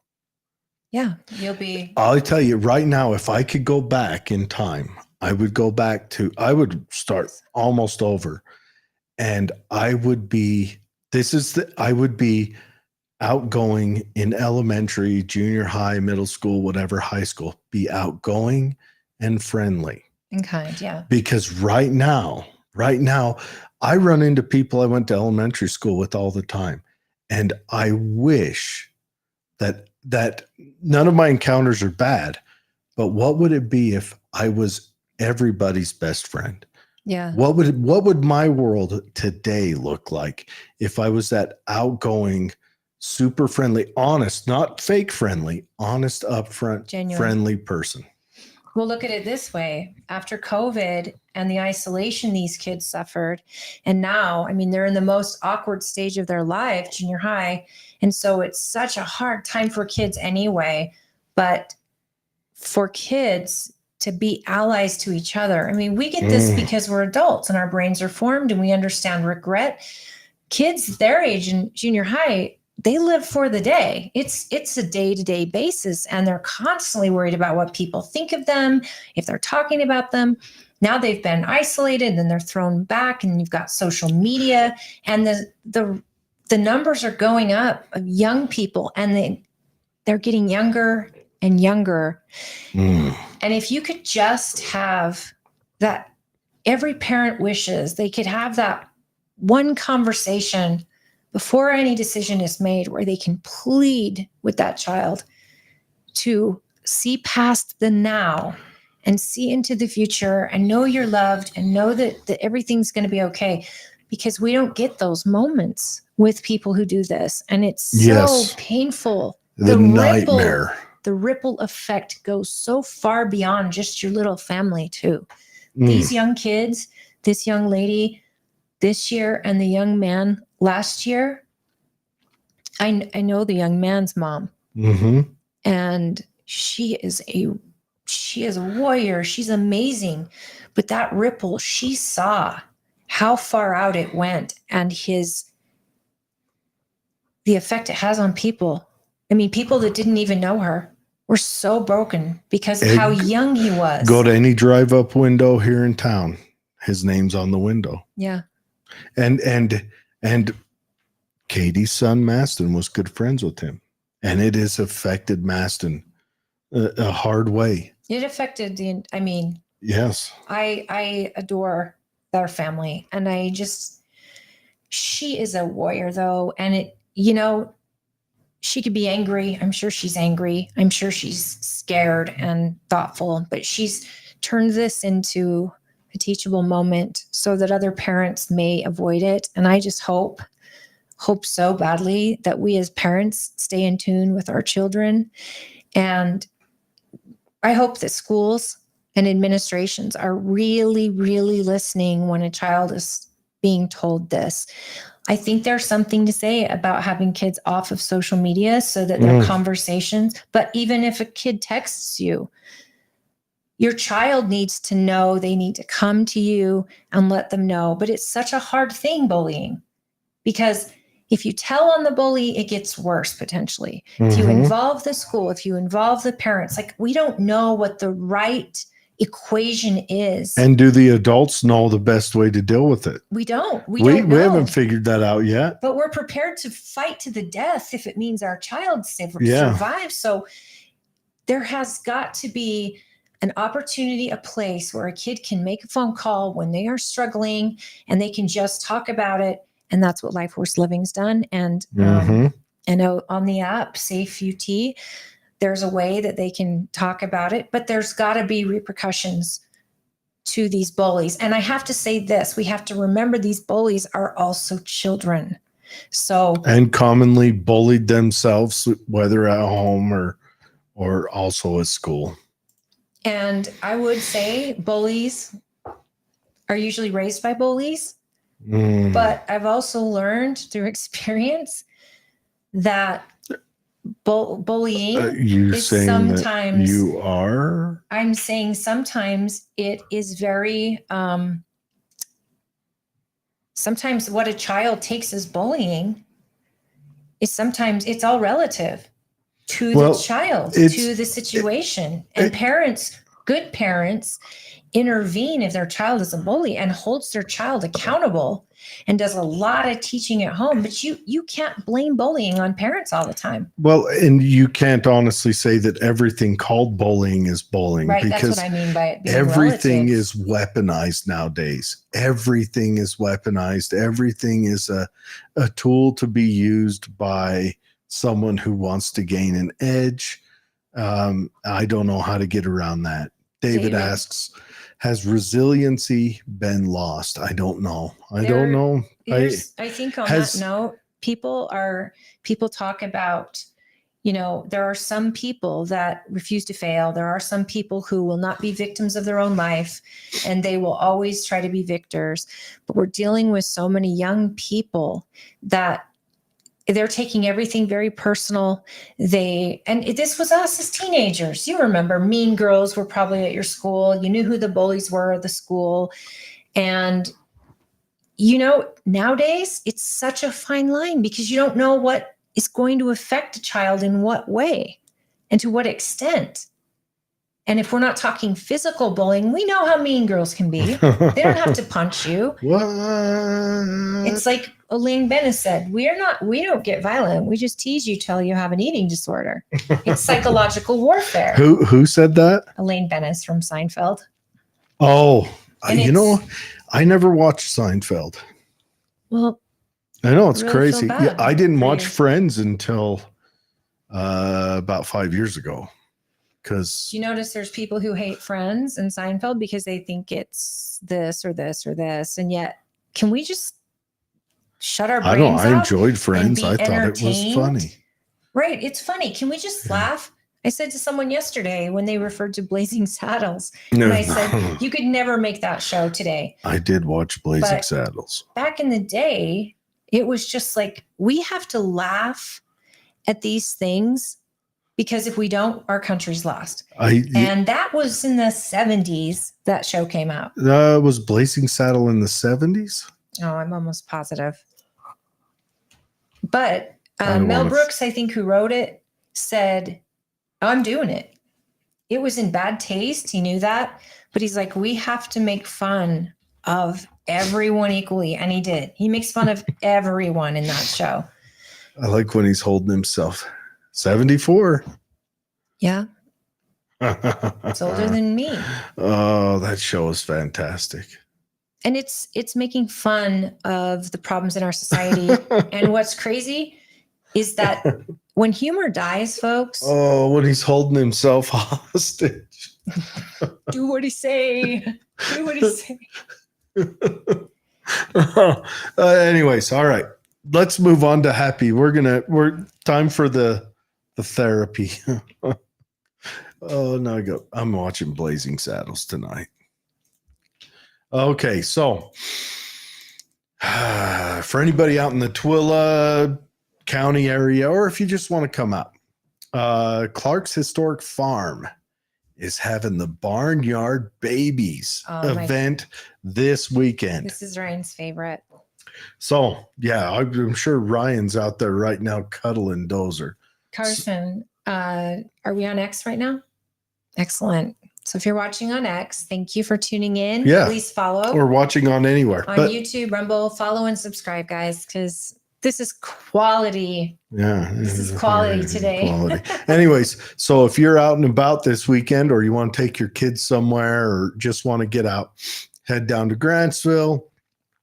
So it'll be This is Friday. Friday today, and so probably too late now because it ends at 6 p.m. tonight, but tomorrow from 10 a.m. to 4 p.m.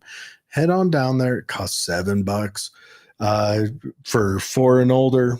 Go on in. You get to hold the baby sheeps and the baby cows and the foals and a whole bunch of stuff there. But I mean, that would be a fun day. And I'm pretty sure you could go visit the old man down at the Donna Reed Museum, just kind of right across the street, kitty corner, just to the east Yeah, of if it. you want to go see that, tell them how they can reach out. Do a tour. If you ever want to go down there and see it, just give my dad a call. Numbers 435-884-3259. If you go to the website, Donner Party Museum, run by the Sons of the Utah Pioneers, you can go check that out. The old Clark Farm, I believe, is ran by the Daughters of the Utah Pioneers. But yeah, go on down there, check it out. It looks like on Friday they've got a magician at 4. Well, look at the singing from 3. Chelsea Bodell will be singing at 3. Haley Broderick too. So you've got, you have to shut us off and go down there if you want to see the musician. The theater class from Excelsior Academy will perform a puppet show on Saturday at 2. Yep. So And puppet I think we're workshop. going to go with that. I think we'll go to that, but I have Perfect. something tomorrow until about 2. So if you want to go, Let me see what's going on. But yeah, everyone, go down there. But man, that'd be who doesn't love baby animals? I mean, mhm. that's kind of like one of the greatest things on the planet. The job I've been working on the last few days or the last few weeks was those sheds, humana. But it was to put animals in that this family has on their farm, and they just had a baby goat, Oh, they're the cutest. baby pygmy goat, one of them baby little ones. My dad had a couple of The them. thing was about that tall. It was tiny. It's adorable, and they drink out of a bottle when they're little. It's so cute. And really quick, Norma said, back to our kids, they see what their future holds because of what their parents are going through, and they cannot place themselves in a winning situation. And that is so true. And that's why, as parents, again, this That's isn't a the tough answer reflection. that we can ever, this isn't the only answer, but the way that we can show our kids resilience, living our lives with resilience and positivity and hope, sometimes that gets through to a kid, and and then that relationship, mother and child, father and child, where they feel safe to come to you. And then we seek it out of them. What do you want me to do? Because some kids don't want you to tell anyone. They just want to tell you. And if that's what it is, you make a little agreement like, hey, I won't go anywhere, but you've always got to talk to me and keep me in the loop, and then let me help you. Also, parents need to attempt to shield their kids from problems that the kids aren't ready to manage. That's absolutely true. Even with drastic measures. When the kids aren't mature enough to manage it, you shield the parents from that. And then as the child grows, shield the child from that. And as the child gets older and you can introduce stuff to them, but you don't want to introduce to the young children, if you have marital problems or financial problems, you want to be responsible how you parent. Yeah, because they need consistency and they need security. And they need to feel safe. And their house has to be a safe place for them to be whoever they are. And if they know that, and their life isn't getting shaken upside down at home. They have a safe place at home. Then, and again, I'm not saying that people who've ever lost their children didn't have these things. I know many of them have amazing homes and very good places. We can never figure it out, I'm sure, because there's just too many reasons, and most of us can't figure it out. And so it's But just one. As parents, every parent out there knows you just stumble your way through being a parent as best you can. That is something. Being a parent is a cascade of happy, joyous moments and mistakes. That's what it is. I saw something on the internet where a guy was talking about his first son, his firstborn child. And he said it perfectly. He said, not only are you our first, but we're your first, and we're learning how to parent from you. Yeah. Because that firstborn, it's all firsts. The firstborn first time you ever had to deal with this or this or this. And the child, unfortunately, the firstborn gets the parents' mistakes because we figure it out. And then by the second child, we're like, well, we won't do that. And then the third child gets the opposite mistakes. Yeah, go ahead and go do that.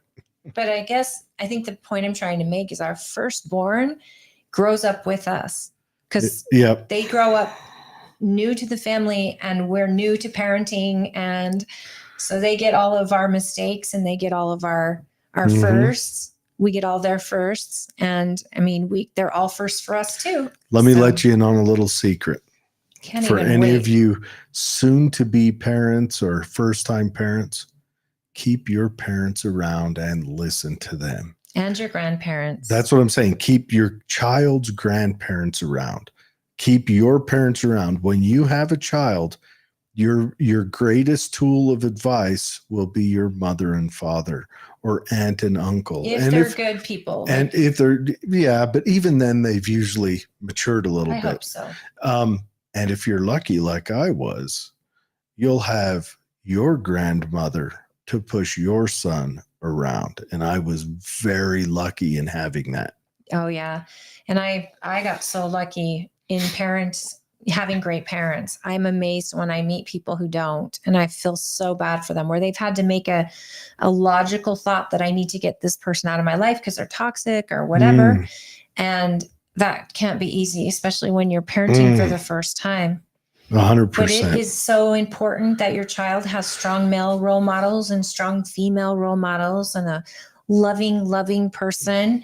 And, I had a grandma that was all loves and snuggles and, hugs, and another grandma that was all life lessons and brutal truths. The brutalist grandma. And yet she was a teddy bear locked in a 4-foot body full of P and V. But I had the same thing. I was so lucky. Up. But I was very lucky that, I've got to grow my whole life with my grandma, who's still around today. And she has great grandkids that she gets to tend to and bounce around. And I think that's fantastic. Another story, we're not going to read through the whole thing, but if you want to find out, go to the transcript bulletin. But the school board is modifying or has modified the elementary school boundaries because they've got new schools opening or set to open. So they're drawing those boundaries out now. So if you're questioning what boundary you're in or maybe what boundary you want to move to, go on to the transcript bulletin, read about it, get a feel for that. I don't have elementary school kids, so it's not applicable to me, but and it would be for a super boring show, but please go check it out if you have any questions about that. Now. Okay. Will you please play this? Yes, I will. Let me see if it will bring us some sound. Okay. So everyone,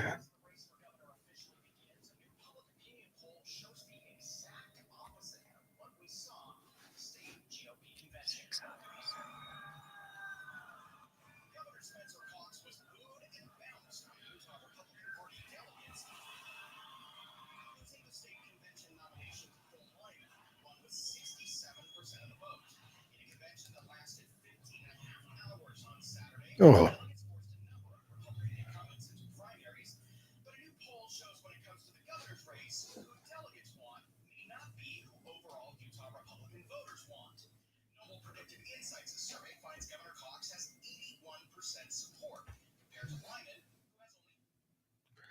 oh, they're throwing that in there. Sorry, Of guys. course, they got to make money.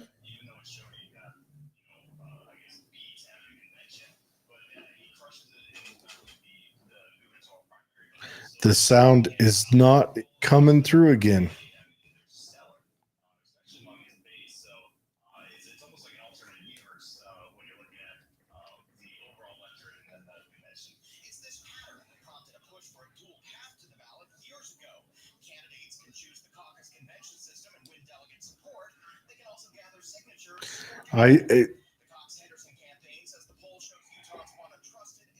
We're not going to play it because it's not, the sound isn't coming through.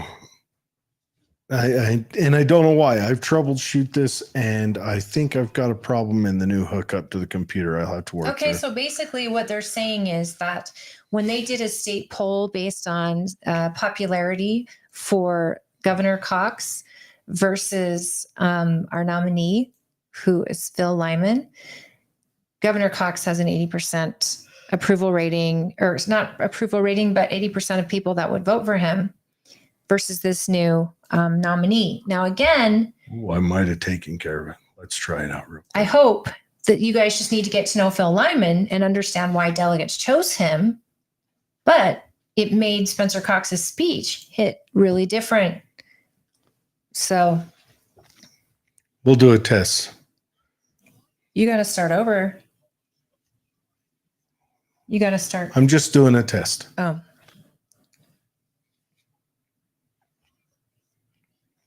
I know.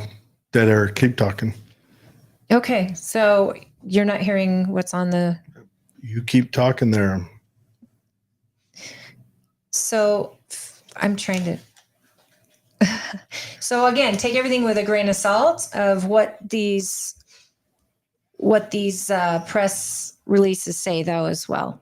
It also, I mean, I hate to look to a certain press agency for certain information and then realize those same press industry, they'll like stab us in the back for no reason.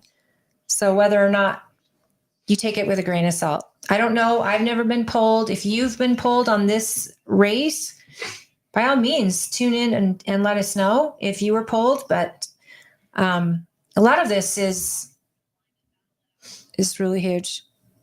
Yeah, it's not working. Okay. So they're just basically saying that the general population of Republicans is overwhelmingly choosing Spencer Cox.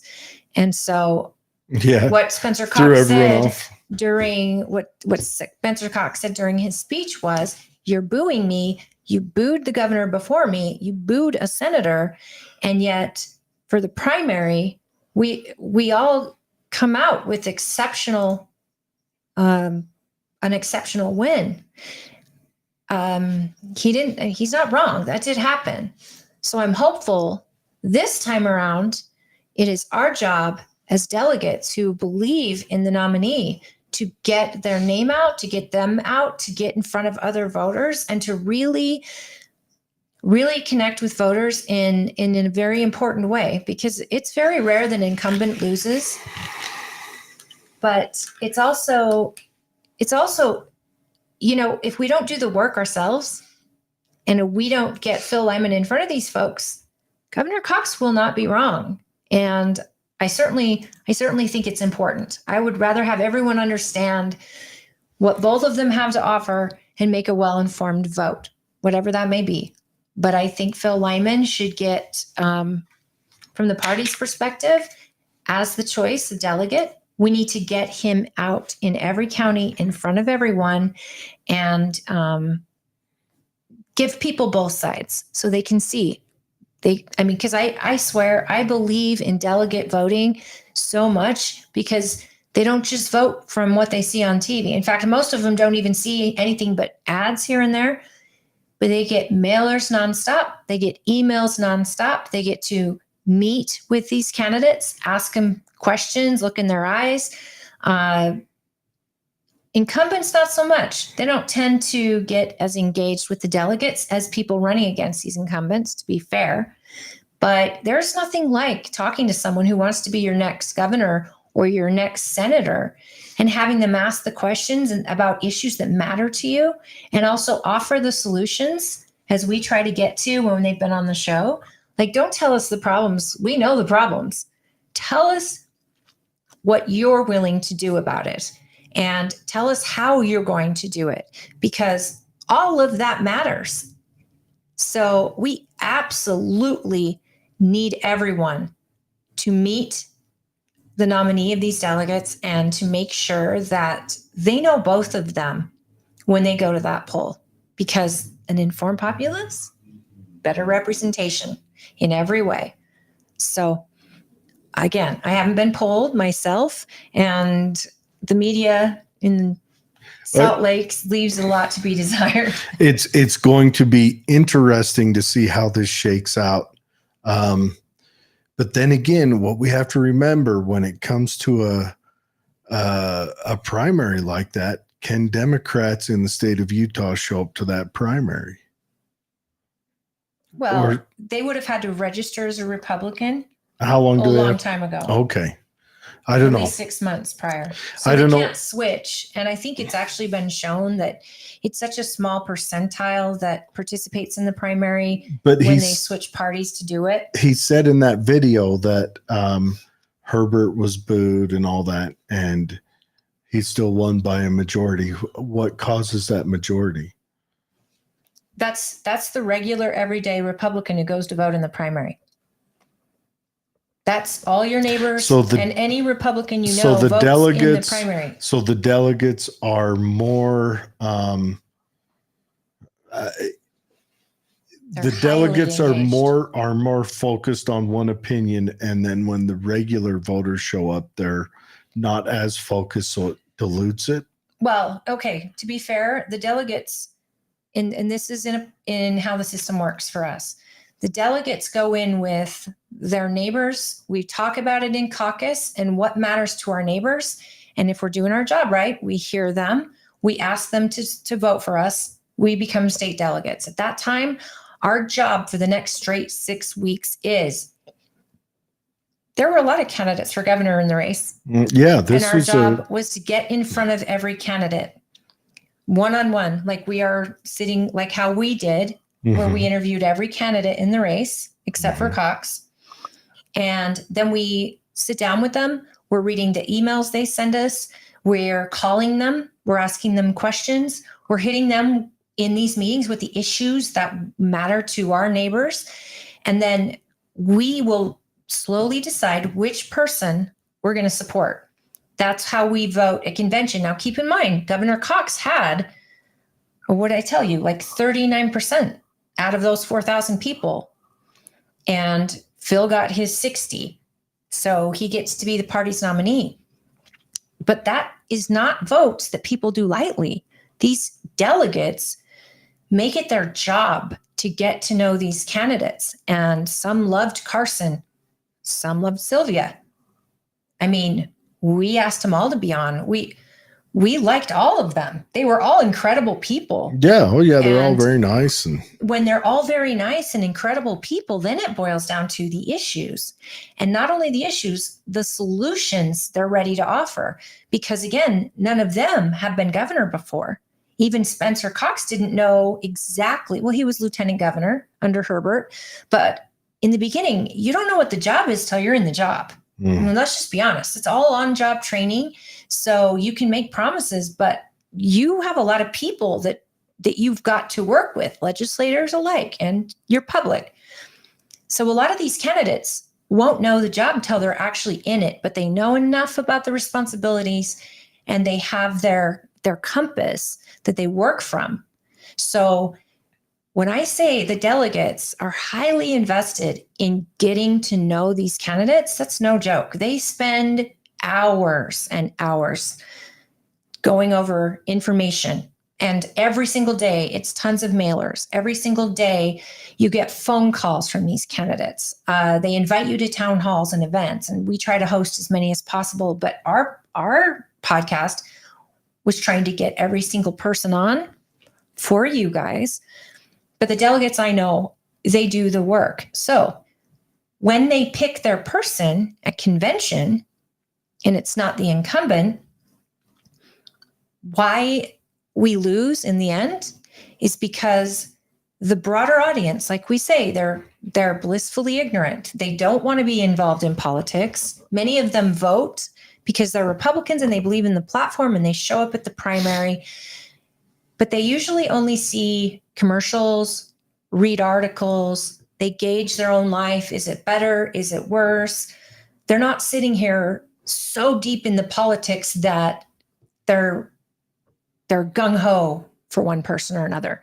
They're just less informed people. And many seek out information, and they usually go to what websites? The candidate's website.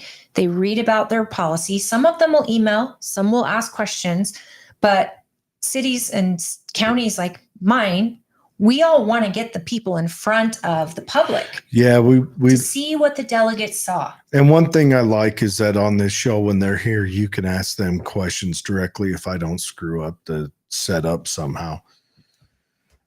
Okay, O'Malley May says, "Amen, Jared." What did I say? It was probably about not only is Conrad an only child, he was surrounded by his older girl cousins and aunts. I think he's talking about keeping your parents around when you first become a parent. Right. Or just great role models. Just great role models. Yeah. That love them. Yeah. You want good people around, neighbors. You want to foster a good community. She says she can't hear it. Yeah. I still haven't got the sound figured out, and it's awful. I've been fighting with this for how long now? I've tried all the different settings. Since we started, we've done, and what it is I'm playing with the new Restream platform, and I've got to dig into Restream because I know other people who do Restream that will give it a cycle back, and it's not giving that for me. When I just went OBS, it worked out, but now Restream, it's messing me up. Kay says, sound. Molly May says, she's asking who did that poll. It looked like the media. Was it a KSL poll? I think it was. Well, wait. It could be a KSL poll, but also there are a lot of companies that do polls, and the polls they do, some of them are the candidate on their bias to a candidate, so that's real. Mm-hmm. But there are some that do it just to keep the pulse on. And a lot of the media likes to draw from polls like that, not a biased poll. They want to get a poll that is done neutrally just to get the information. And I thought Fox was really fair during. Yeah, they're not. I saw him. I was sitting right by him. I've actually stood next to that guy when they did when Axum first took over. He was wearing a cool plaid suit. I was like, man, I need to get me a cool plaid suit. Then I remember I don't wear suits. Okay. Over on X, we've got David says the people are not involved or low IQ. They need more government cowbell. David's bringing the spice. Adam on YouTube says, two of my favorite Republicans. David says on X again, the delegates are overridden by wealthy signature gathering nobles. And that is a concern. That may happen where your monetary value or your ability to acquire monetary value from others gets you across the line. I can speak to that because where SB 54, which you'll hear a lot, where SB 54 was born, I think happened because Mike Lee did an upset of all time when he took over Rob Bishop's spot at convention. The delegates chose Mike Lee and knocked Rob Bishop out. Now, that was unprecedented. No one knew who Mike Lee was. And here you just knocked out an incumbent. And that's where SB 54 started because they didn't like it. They didn't like delegates knocking out incumbents at convention, and so they made a signature path. Now, that signature path requires you to have quite a bit of money Because if you're not, and especially on a governor race, a senatorial race, congressional race, there's a lot of signatures. Well, that need just to get makes required. it so that only the wealthy can utilize that path. I mean, that's not unfair to say. Let's not dig into conspiracy now. Adam says we will need to get Jared to register as a Republican. Could be the tie-breaking vote. I've already asked. He can't participate in the primary, but he independently could vote in the presidential, and I am begging you to do that. I'm begging you. I am begging everyone, overwhelm a vote against Joe Biden. And if you can't pull the lever for Trump, then pick an independent, someone who's not global warming friendly, that worships at the altar of climate change, please. But we need to get the get Libertarian Biden out. Party candidate on. Did you hear Trump's going to be speaking at the Libertarian convention? I absolutely believe Trump would be a great guest. They there. sent Angela McArdle, she's the Libertarian Party president, sent a letter to Biden, RFK, and Trump. And Trump said yes. Haven't heard from RFK yet. And Biden, he ignored that. David's hope is that RFK will split the vote for Biden. He should, because he should split the Biden side, because his values are very Democrat. Yes, except when it comes to vaccines, which he has a traditional Democrat value. Vaccines was a Democrat issue 20 years ago. His family, did you see that his family came out against him? I think Biden? I think that would only help. It made the Kennedys look awful. Absolutely. Anyways, David says the population is just not informed like the delegates or the delegation, and that was off of X. And then we go back to the Facebooks, and we still got more Facebooks coming in. Okay.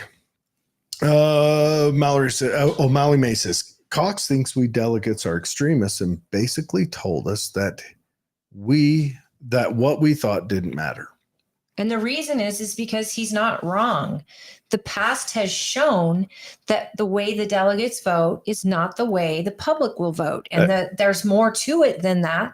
But there are very low interest voters that vote in these primaries. What that tells me is that you delegates need to get out in your neighborhoods. Absolutely. One, you need to get out and don't go out and go door to door Jehovah's Witnessing people about how you're going to save them. But you need to get out and listen to them and listen to their needs. And don't tell them you need to vote this way. But get out there and don't be a bully. Help people out and say, okay. Because that hurts your candidate if you're a bully or a jerk. The best way to do it would be you go out with everybody's platforms in front of you and say, okay, I'm your delegate and this is the way I'm voting. But do you have any questions? And and you may be giving them advice that goes against your wants and needs. But as a delegate, be that teacher of them to help them. So did she says I called. Okay. Well, you can all day long. You can call BS all day long, but you've got to look at the history of this all. He wasn't wrong. They booed Herbert at convention, and Herbert won handedly. They booed Orrin Hatch. He won handedly. So yes, the signature path is a way around delegates by design, and I hate it.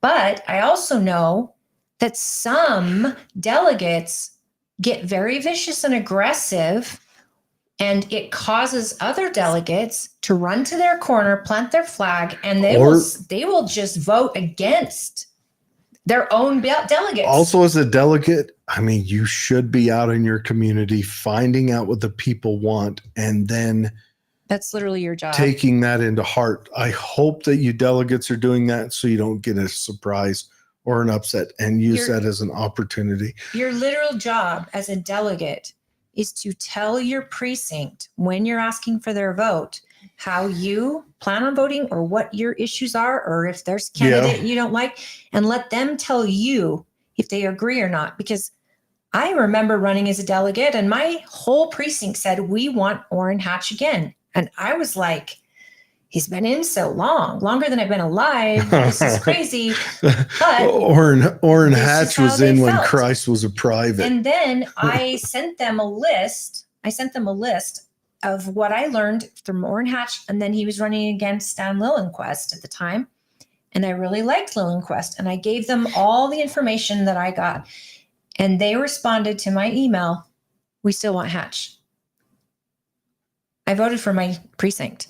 So Yeah. that's the thing. If you're doing your job as a delegate and you're doing it right, you can't pretend to know better than them. Your job is to inform your friends and neighbors as to what you've learned. Well, and that's also the initial part of representative government. That's the very first straw of representative government. Absolutely. Is in Rome, where the Republican government was first tried and born, was in your college, your local neighborhood.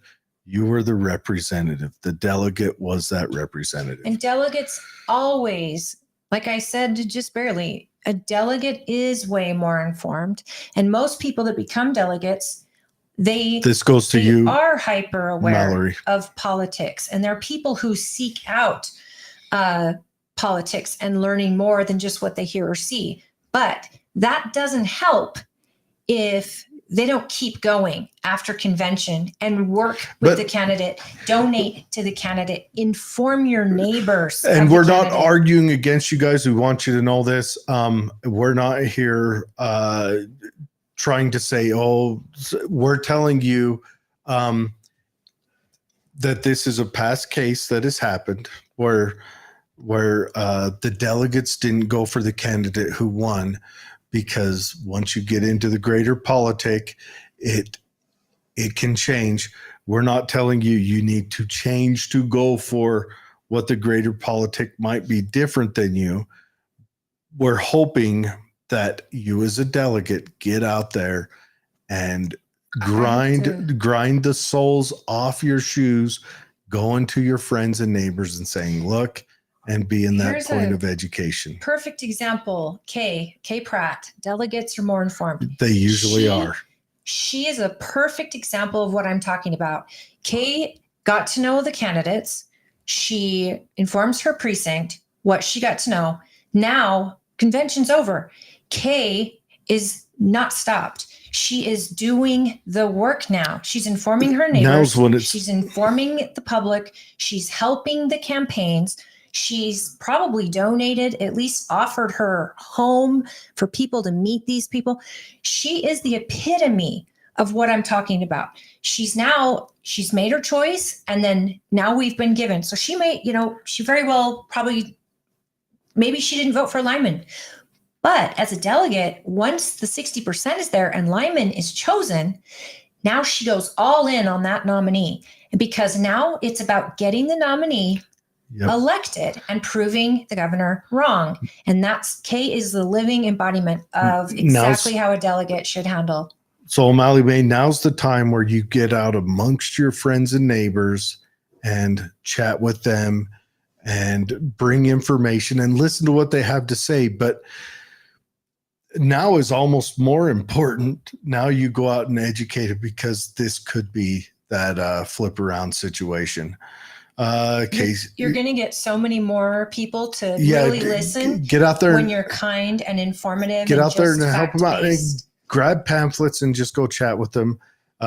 Yes, she says, I really like Lyman. He took the time to meet with people in person, and he's a genuine human being and listened to everything I wanted to say, genuinely listened.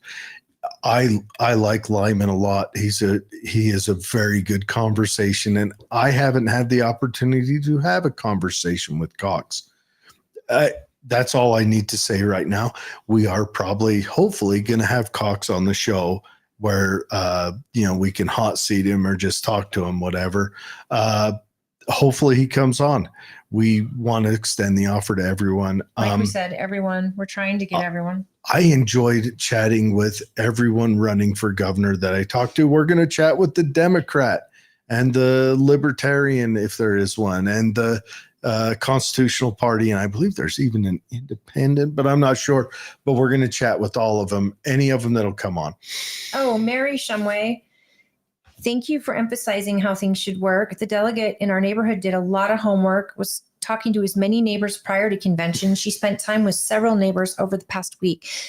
Thank you, Mary. That's Yes. absolutely so important. And many of us delegates, we think that, okay, I've served my time. That was 6 weeks of hell, but it was so worth it. I've done my service. And yet I'm saying now more than ever, we have to keep going and we need to get allies with us. Mhm. And you have got to be kind and you cannot be aggressive or emotionally based. You've got enough good qualities in Phil Lyman, fact-based. Phil Lyman is an easy person to like. Oh, He's dude. very charismatic. He's got all there is. Well, it's not just charismatic, but he's a gentle individual to be around. He's like laid back and easy to talk to. Down to earth. And another thing, we've got to be careful about splitting. Okay, why do I say we? You know what? The Republicans right now need to be careful about splitting the party along ideological lines. Right now, the Democrats are doing that. Don't join their party. Right. We need to. Right now, the Republicans, if they don't screw up, stand the chance to sweep, because the Democrats are tearing themselves apart over the Middle East, tearing themselves apart over the gendery issues, tearing themselves apart over the economy, and most importantly, they are tearing themselves apart over the southern border. If the Republicans join in on that party, we will end up with essentially 4 or 5 different political parties, all under 2 names. And no one will be able to have a clear and present picture on how to recover. But right now, if the Republicans just... We are infighting though. If they just be cool, they'll sweep. And then County guys had a lot of support for Governor Cox. Yeah. Now, when that's the truth, and when you've got a county that's all in and they're quiet about it, they're not going and telling everyone, hey, I voted for Cox, because they don't want the backlash. And they shouldn't get backlash. We're all the same team. But what I'm hoping is that we get Governor Cox to come out and people hear from him, and we get lots of opportunities to let them hear from Phil Lyman, because then we're not drawn to our corners and ready to go to war with each other. Let's educate the reasons why we chose Lyman at convention. Let's show our neighbors the why, and not be bullies and not be jerks. Because if we are, it just drives more people to their corner, and that's how Cox will win. And we really want to make sure that we're kind and we educate people into what we know as delegates, and not force it on them. Just share little tidbits of what you know. Share our video of our interview with Lyman. It was great. He's very well informed. Yes. He's a nice guy. Let me put it in the case like this. Pickleball. It's the new craze sweeping the nation. If someone came up to you and says, man, I love playing this pickleball, it's so much fun. If you ever want to try, I've got a racket. I'll be down there every Thursday night. If you want to, swing by and try. That's the getting him with honey. Or if he shows up and smacks you on the head with the pickleball racket and yells at you and tells you you're wrong for not playing it, that person may never try. Never. So you want to bring the honey. Just be respectful. And I get it. Look, my principles are the radical principles. I'm a radical person. I want no war. I want no taxes. I want to not have a government who's constantly thinking that they should be involved in my life. I don't even want the government. That's so radical. I don't even want the government to restrict my enemies. I'm that radical, right? I want the government to cloister themselves off into these little bubbles where they leave everybody alone and let everybody live their lives. I'm a crazy person. I get that. But I also understand that because I stand alone, I will never have a political movement. For those of you who want a political movement, you've got to involve more people because it's enough. Politics and war. They're numbers games. That's Okay. all they are. Camille said, I appreciate, and we all know Camille Knutson. Hi, Mhm. Camille. I totally Another great adore you. conversation. I appreciate the delegates that truly understand their role in educating their precinct and voting on what the precinct wants. But there are a few delegates that don't do that and only wanted the ability to vote for certain candidates. And you're not wrong. And Camille, what you're addressing is the fact that they're not doing it right. When a delegate goes in headstrong and then fights every second of the way and doesn't contact their own precinct or get their info, that delegate is what's wrong with the system. And we need to be on our best behavior, and we need to be open and honest, because my precinct may surprise me because I know this is the right person, and yet they're saying, no, we like this. If I don't bring all the information to them and show them why I chose this person or what I have with this person versus this person, you're not doing it for the right reasons. And yes, you want change and you want that, but then you're ignoring what your precinct wanted. That's where convention gets got.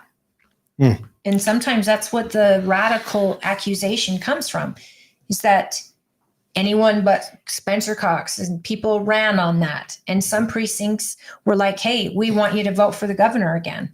And they ran on that. And so it can be got if you don't just do the work and do it openly and honestly and factually. At the end of the day, no one can tell you how to vote. No one knows your vote.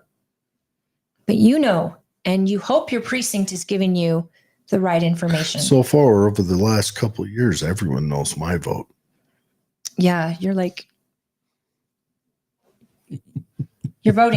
You're voting this year. We're going to make a day out of it. We're going to go to the polls. We'll go get a mani-pedi. No, we'll go to the polls and then we'll go to get some. We'll get some 'cause kombucha. It's ladies' night, and we will just shoot all night. But I need you to vote. This is such a huge race. This is a tough one. She says, Holly, not everyone wants to be involved. Caucus before last, I was the only person to show up. Man, in off years, it's got to be tough. Non-president, because everyone's worried about the big race. Mm-hmm. And it's in those off years where they take the biggest bites out of you. But that's also the presidential race is followed also with our governor race. And so they're always the same. It's crazy. It's the big seats. Yes, but like the presidential race, you'll notice everyone shows up. Heck, people watch this podcast more on presidential years.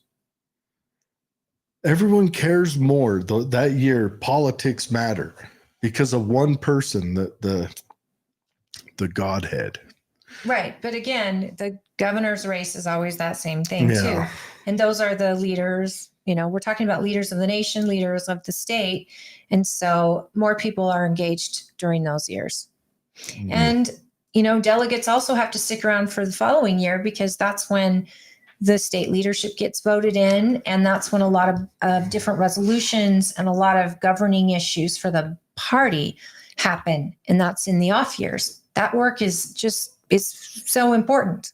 It's very important. But people like Kay, back to Mrs. Pratt, her and her husband, highly engaged. They work very hard when they've chosen a candidate, and they talk to their neighbors. They do the work. They get the signs out and reach out to me or Kay if you want to sign here in Twilla County. And more signs are coming, but we will try to have a few positions in place, like, my house, and then one in Twilla, one in Grantsville, where you can go and get signs if you like. But signs are important.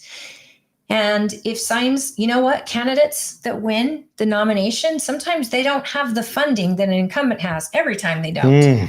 Yeah. Money matters, folks. So throwing in $5, putting their sign out so your neighbors can see who you support. I'll be right back.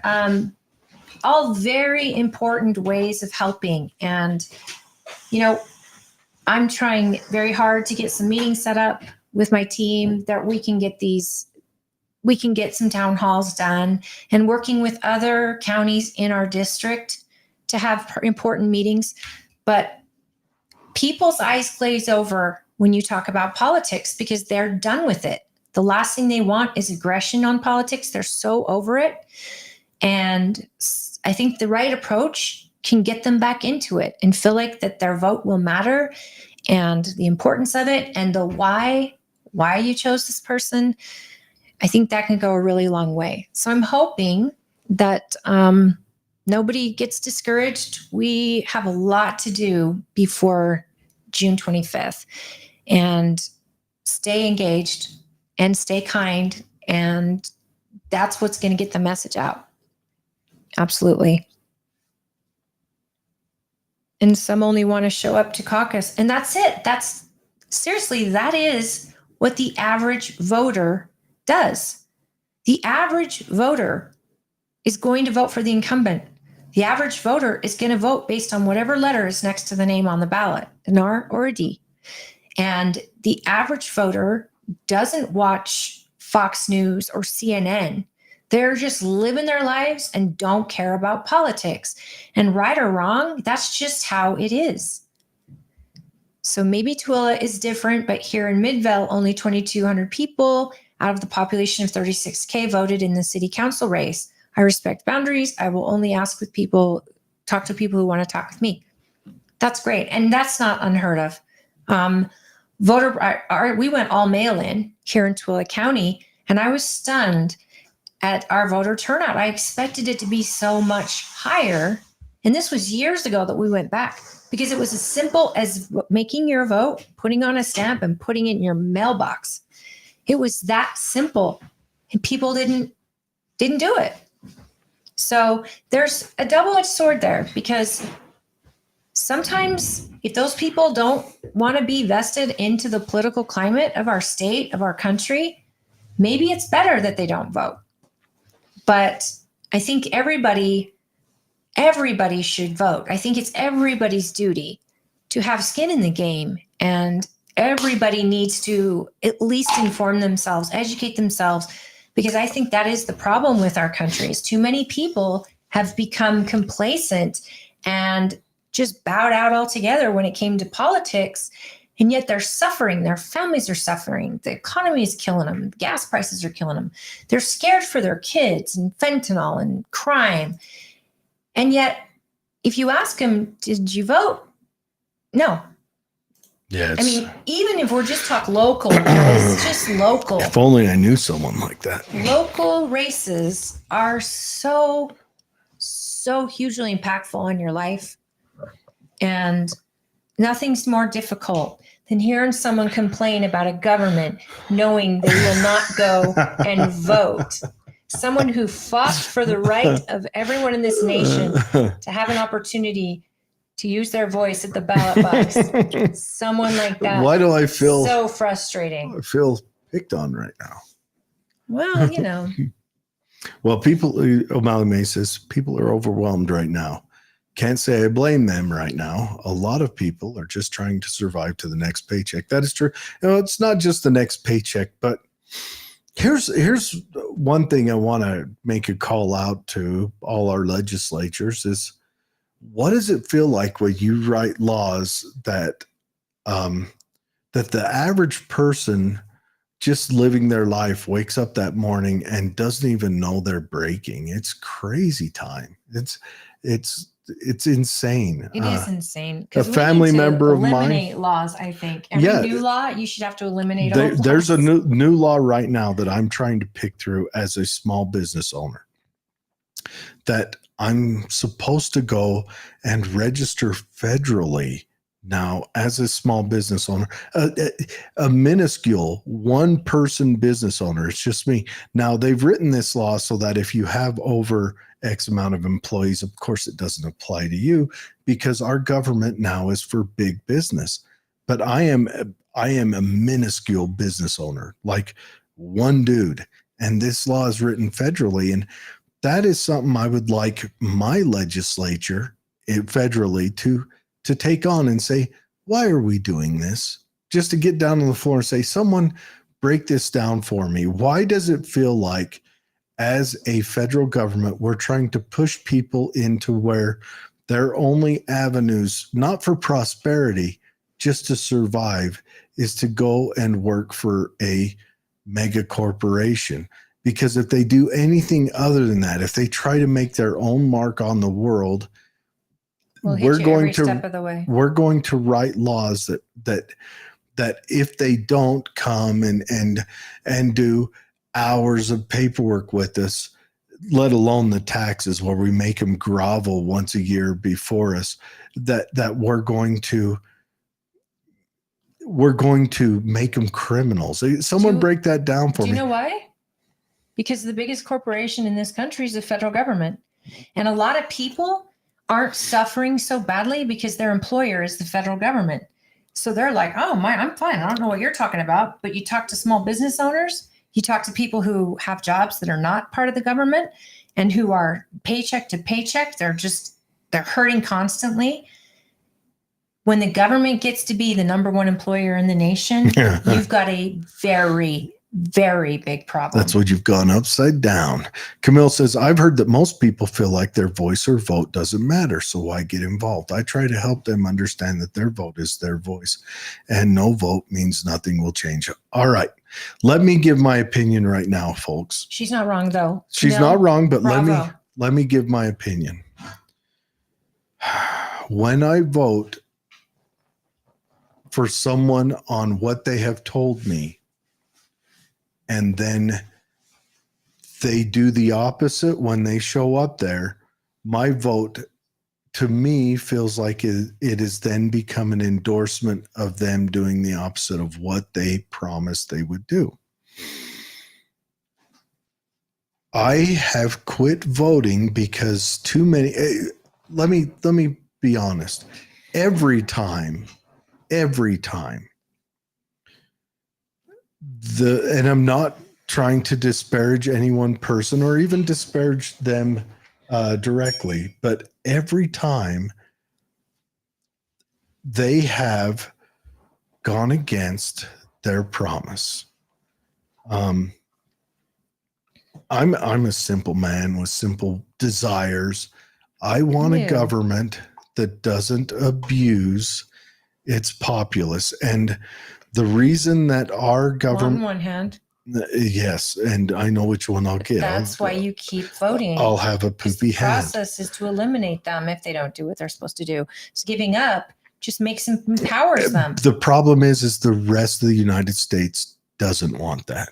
The rest of the United States wants a government that's going to give them something. I am a negative rights person. It's class time. We need to have like a little bell. Do you know what the difference between negative and positive rights are? Yeah. Negative rights means there's no restriction on everyone's rights. Nope. Negative rights means that right does not have to be attained by anybody else. What do you mean? Negative rights means it's a right that I can achieve by myself and I do not have to take anything from you to achieve. What do you mean? I'm talking about the Constitution that gives rights, inalienable rights given by God, not your government. Those negative rights. This is a philosophical idea. Oh, welcome negative to our TED Talk. I know. That's why I say we need a class bell. Negative rights are any rights that I can obtain without having to take from anyone else. Positive rights are those rights that I need to obtain from someone else. The right to health care is a positive right because I have to get that from a doctor. But a negative right are the Bill of Rights. The right to self-defense is a right that I obtained for myself, but no one else has to give up anything for me to obtain that. You just said what I said, the constitutional rights that are given Yes, by God, not by government. The theory is broader. It's broader than just it's rights that was laid out by John Locke. Yeah, but in this little story time, O'Malley says, I had to swallow that hard pill and get registered as a Republican again to actually have a say. When you speak directly to them, they know there are 1,000 people just like you. It matters. And that's the whole point. You've got to keep voting. And then they'll turn around and vote against So what we they should promised. just give up. Our vote doesn't matter. Is what you're saying. No, I'm not saying that. I'm saying that's just my personal feeling inside me. That's what I feel. So that's what I'm saying too, is if you feel that way, get out there and continue to ask for change with your vote, because doing nothing only empowers what they're doing. So I'll ask for change with my vote, but the rest of the populace wants the government to build a wall for them. When the answer is shut off amenities to people who break the law to get in this country. The answer is not building a wall. I think the answer is a lot of things. It's more than just a wall, no wall, amenities, no amenities. Some businesses need these people. There should be a system in place. For people And to I come want across. those people to come here. A wall is a barrier that keeps those people that are trying to stay under wraps from coming. A wall helps. A wall also, establishes our border, which we obviously haven't been pushing. At the same time, you have to give them ability to vote in any election. California, New York, no voting rights, no amenities, no school, things like that, no anchor babies. Bingo. And so it's a whole collection. And that is the things. hard thing you have to do, because giving them school is a positive right. Absolutely. And so you give them school. That alone, if I lived in Guadalajara, that alone would draw me to bring my children over here. That would draw you to have your children over here, because they automatically get citizenship. They would get that education. I'm talking about when people come over here pregnant just to have an American baby. In a heartbeat. Because it gives them automatic citizenship. And that should not happen. That's another big reason people come over. It's huge. And we have to, but it's not just an easy, hey, stop giving them amenities. The wall is important. There has to be a line they don't cross. And when they cross it, they are breaking the law, and they can go to our jails or they can go home. That should be it. Or go around the courts and ask for whatever you're asking for, or get in line. But we also need to fix the immigration system from the very beginning. I agree. I think it's as simple as a fingerprint, a background check, or at least a sponsor. We need to make it, and we need to make it a lot simpler. We need to make it a lot cheaper, and we need to make it so that if a company wants to hire an immigrant, that company manages that immigrant. A sponsorship system would be a much added boon. Pays for their medical care. Yeah. Pays for their child to be in school. Pays to get them here. And if that absolute, and then pays them a fair wage as well. Well, so these people aren't broke and starving in this country and in even need of these. Well, amenities. then they won't come over. Problem solved. They have to pay them a good wage so that they'll even come over. It's a sponsorship thing. And who's to define what a good wage is? If someone down in Mexico is living on $1 a day and a company says, you come on up here, we'll provide you housing and we'll pay you $1.25 a day, and that person decides that's a good wage, that's who should make the decision on what a good wage is. The person accepting the wage, not somebody sitting in Washington, D.C. or sitting in Salt Lake City or Denver or wherever. That decision should be made by the person accepting it. They should kill minimum wage. And if that's enough, for that reason, 100%. But anyways, we beat this horse to death. Do we have comments on X? Let me grind over and see if there's anything new. Okay. Yeah, we've cleared those out. No, David said the population is not population as a delegation is and just not informed. Yep. Yes. And that's a big thing. And I'm not trying to disparage Celeste. Personally, Celeste is one of my favorite human beings on earth. I'm still brokenhearted. It's a rough thing. You're gonna have to, it's like if we went bowling and she bowled for the other team. Okay. She didn't betray me, but she broke my heart. We will need Jared to register as a Republican. It could be the tiebreaker vote. Yeah, we read that one earlier. Yeah. And it's true. It's true. If you register and you actively You have actively I gotten just to know need the Republicans candidates. to believe in liberty and negative rights. They're and only I'll going to sign listen up. if you put your voice out. Camille is right. Your vote is your voice, and how you vote is how they understand what you want. And that is another good point. That's a big argument that came out of the split. There was a split in the hardcore Libertarian Party prior to even the Mises caucus. It started happening in about 2017, and a handful of people peeled off, and they are now running and operating as Republicans because they feel the Republican Party is the one they can change because the Democrat Party controls all the power. So they're running as Republicans and fighting for that way. And it's happening in New Hampshire and Arizona and Georgia and Florida. And I'm so happy about that. I think that we should have more than a two-party system, but I'm a realist and know that that's just not going to happen. Yeah, And so, I mean, I told you I'd be a libertarian. The party system is how this is going to be rough to say, rough for you guys to hear. The party system is how moneyed elements in the United States gain control over the voting electorate. And it's how they maintain it. That's not hard to hear. It's maybe just 5 years ago, but. Well, no, that's how it kicked off, 220 years ago. I mean, people heard that difficulty 5 years ago. Yeah. Now they get it. I mean, just take a jump down U.S. history. Signature gathering can be done by campaigns who can afford it because they don't have enough volunteers to go out on boots on the ground to get these signatures.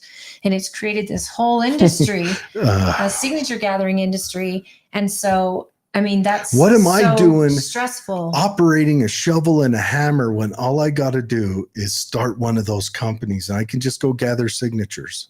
And you don't walk door to door. You go based on a list of Republican voters because to get the signature, you must be a registered Republican and you cannot duplicate. So if 5 different candidates have come to your house and you signed every one, it erases your signature off of their stuff. Use AI to correlate packets according to address and whatever else, and then just hire people underneath me to go out. And there's laws. Your packets must be witnessed by every person that's issued one. And even if you get 1,000 extra signatures, I just hire a battalion of college freshmen. Already.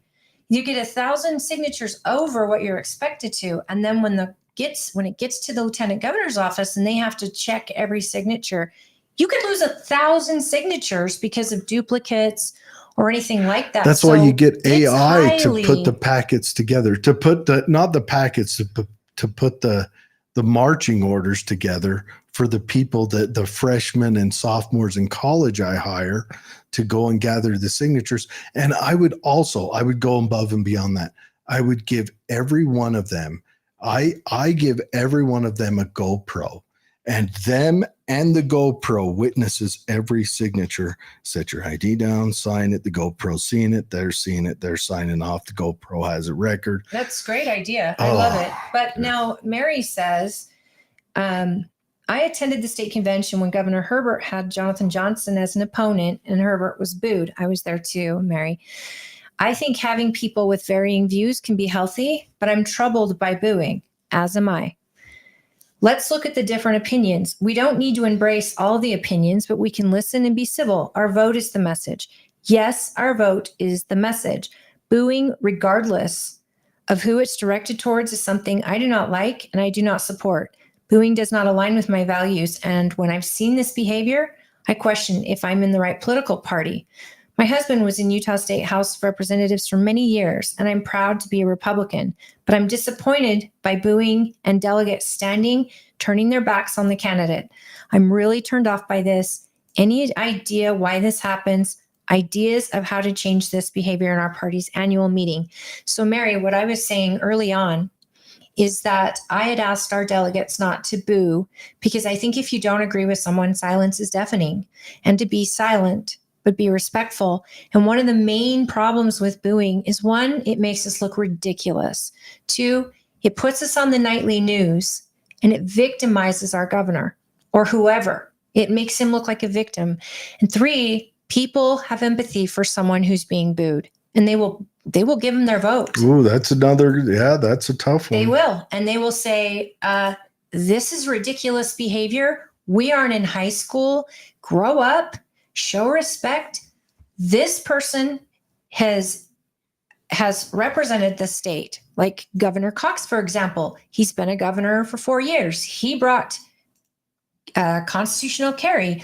He got rid of DEI. He did the tax cut. Now, yes, there's all these things that you can disagree with him on, but we're supposed to all be on the same team. And booing, as some people believe that it's their freedom, no one's saying you can't do it, but I'm saying that's the impression you give when you do. Yes, you're angry, then be silent. Booing only makes headlines for KSL to make a joke out of our convention. And then And if the governor does win by a huge 80% margin, then we're a bigger joke. And they all point the finger at us rural areas and say it's those guys. It wasn't ours. Those I'm just bad saying. guys out in the country, out in the sticks. They're not as educated as us. They're not carrying on with our.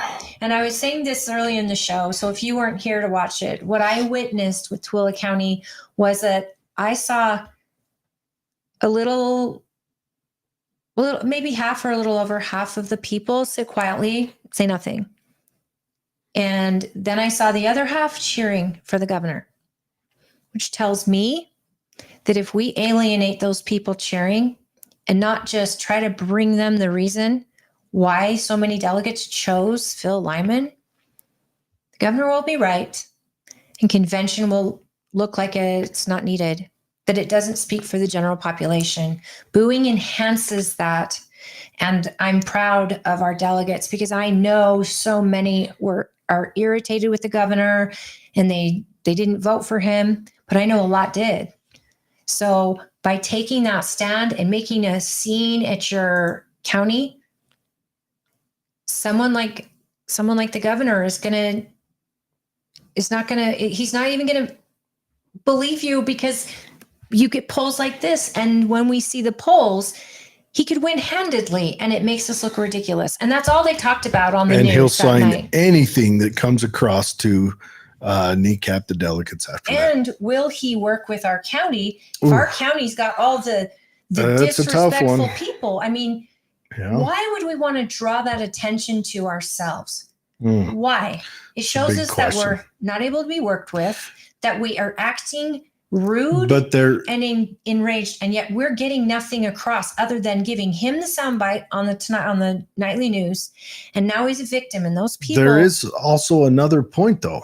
On the other side, our envisioned heroes threw tea over the side of a boat, tarred and feathered governor sent over from a king across a pond, and I'm sure booing was the gentlest thing they did. So Yeah, it was a totally different time, though. People actually got mad enough over a tax to incite a revolution. Nowadays, very few people even get off their couch to take their voting ballot to the mailbox. but how would it be? And Camille says, I'm not wealthy, and a candidate, and the majority of my signatures were obtained by volunteers in our community.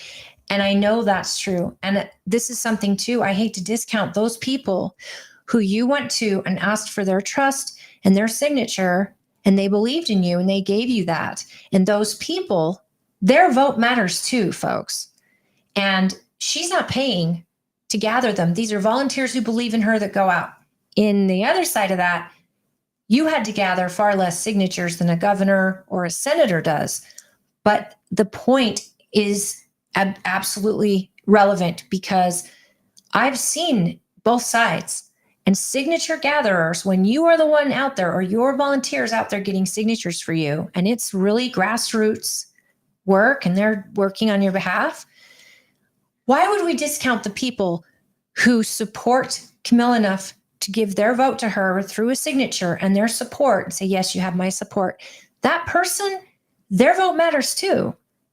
So it is a very, very difficult balance. Do we say no more signatures? Well, when you get a certain group of people that act a fool at convention, and it turns out that our primary happens and the governor was right, well, great.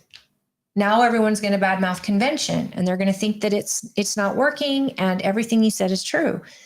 But if we act with dignity and we treat people with dignity and respect and we vote with our voice and we, not by booing, and our feet, like I mentioned Kay is doing, she's doing the work long after her time as delegate is served. And her and her husband have always been highly engaged in politics, but they put their money where their mouth is. They do the work long after convention because they believe in the candidate and they want good candidates to win. And if all of us delegates act that way, I think people would look at convention far different and we'd get a lot more respect. But right now, the press doesn't respect us. A lot of our own candidates don't respect the delegates because they've seen time and time again that delegates were wrong.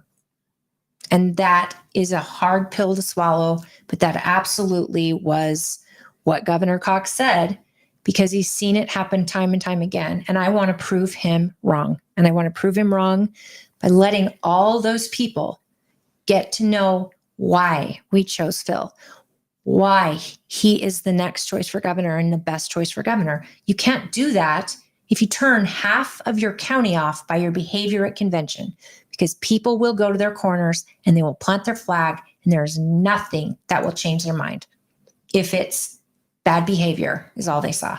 And our county was thoughtful of that. Our county is split back in the day with Romney. I saw it then too. And people were booing and the other half were sitting quietly. And I went, this is not working. This is not working. And then he gets every news channel is talking about Mitt Romney. Mitt Romney is booed. And people are empathetic to that, especially Utahns. That's a good point. So why give him that soundbite? Why? Why bring that light? What if everyone was silent? It would still be the same story. The governor's not a victim of it. That, to me, speaks more volume than a boo ever will. It's that's a good point. I don't know. I'm not going to argue either way. I think there's a point to be made on both sides, and time will tell. I don't know. So the only person who acted a fool was Cox and that sheriff. Next, you're going to say it's rude for other candidates to badmouth Cox in their speeches. Absolutely not. Candidates can say anything they want. They're free to say anything they want. They're not free of the consequences. Some people are turned off when you make a muddy campaign at all. If you're a good candidate, you don't have to badmouth anyone else.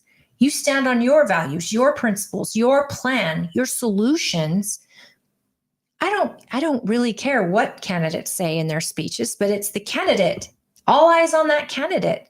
And I think Mary would be the first to say, like, I will judge that person the way I judge any person who's muddying a campaign by talking crap about the governor. I don't think it's necessary. I understand why people do it. It's free speech. Do it. You're just not free of the consequences of your speech. So I'm just saying that if you want people to really believe the delegates and understand the hard work and the respect it takes and the time, behaving yourself, killing with kindness and silence over applause or booing is far more deafening, I think. And I think it just takes away their power to be victims. And right now, Governor Cox is a victim to a lot of people in our state. And trust me, I hear about it from my county, see it from other counties. I get phone calls, people I speak with. They're going all in for Cox. Do you like Brazilian steakhouses? Not so much. I mean, I don't even know you. I don't like a lot of meat, though. Oh, I like steak.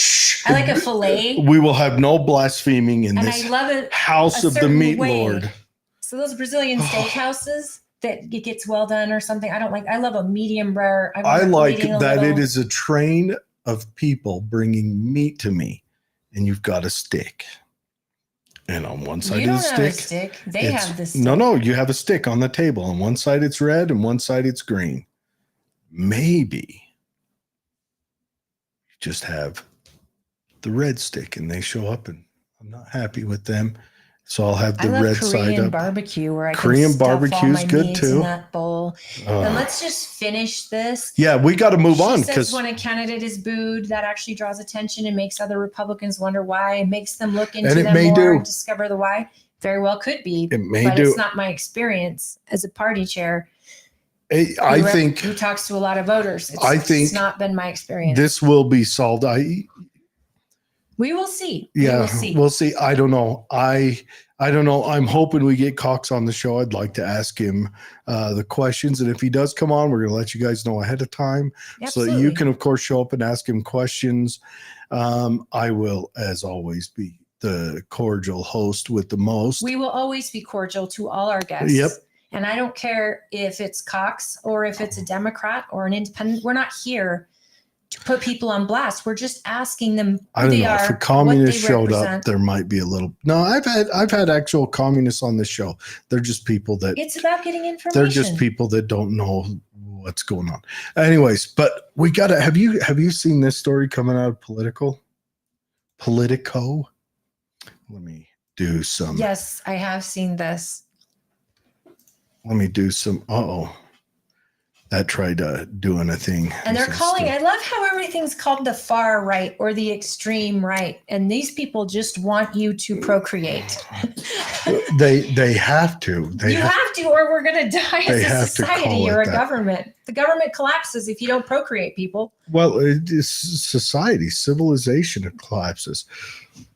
So Political, the big idea one or whatever they call it, they're saying the far right's campaign to explode the population. I'm going to step out for a second. Yes. What's going on? Okay. Oh, you're pointing. Feel free to talk if you Do need you to. need to step out? Okay, I'm going Yeah. to step out as well. Yes. Go ahead. I'm going to dig through this. The threat we were told here this weekend is existential, biological, epoch defining. Economies will fall, civilizations will fall, and it will all happen because people aren't having enough babies. I only got the chance to peruse through this just a little bit, but I wonder if this person ever stopped to think, do I want Social Security?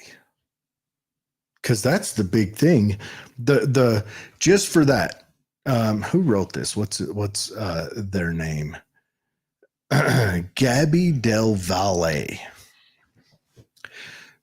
Gabby, do you want Social Security? Or hopefully Gabby's younger than I am, because Gabby, do you want to pay a lot for Social Security? Because it's going to have to happen. We've got to replace ourselves, or someone's going to bear that burden. Well, what Social Security should be the question, because it won't be there in 2035? Yeah, they'll start mugging us to keep it going. That I promise you, no politician's bold enough to let that die.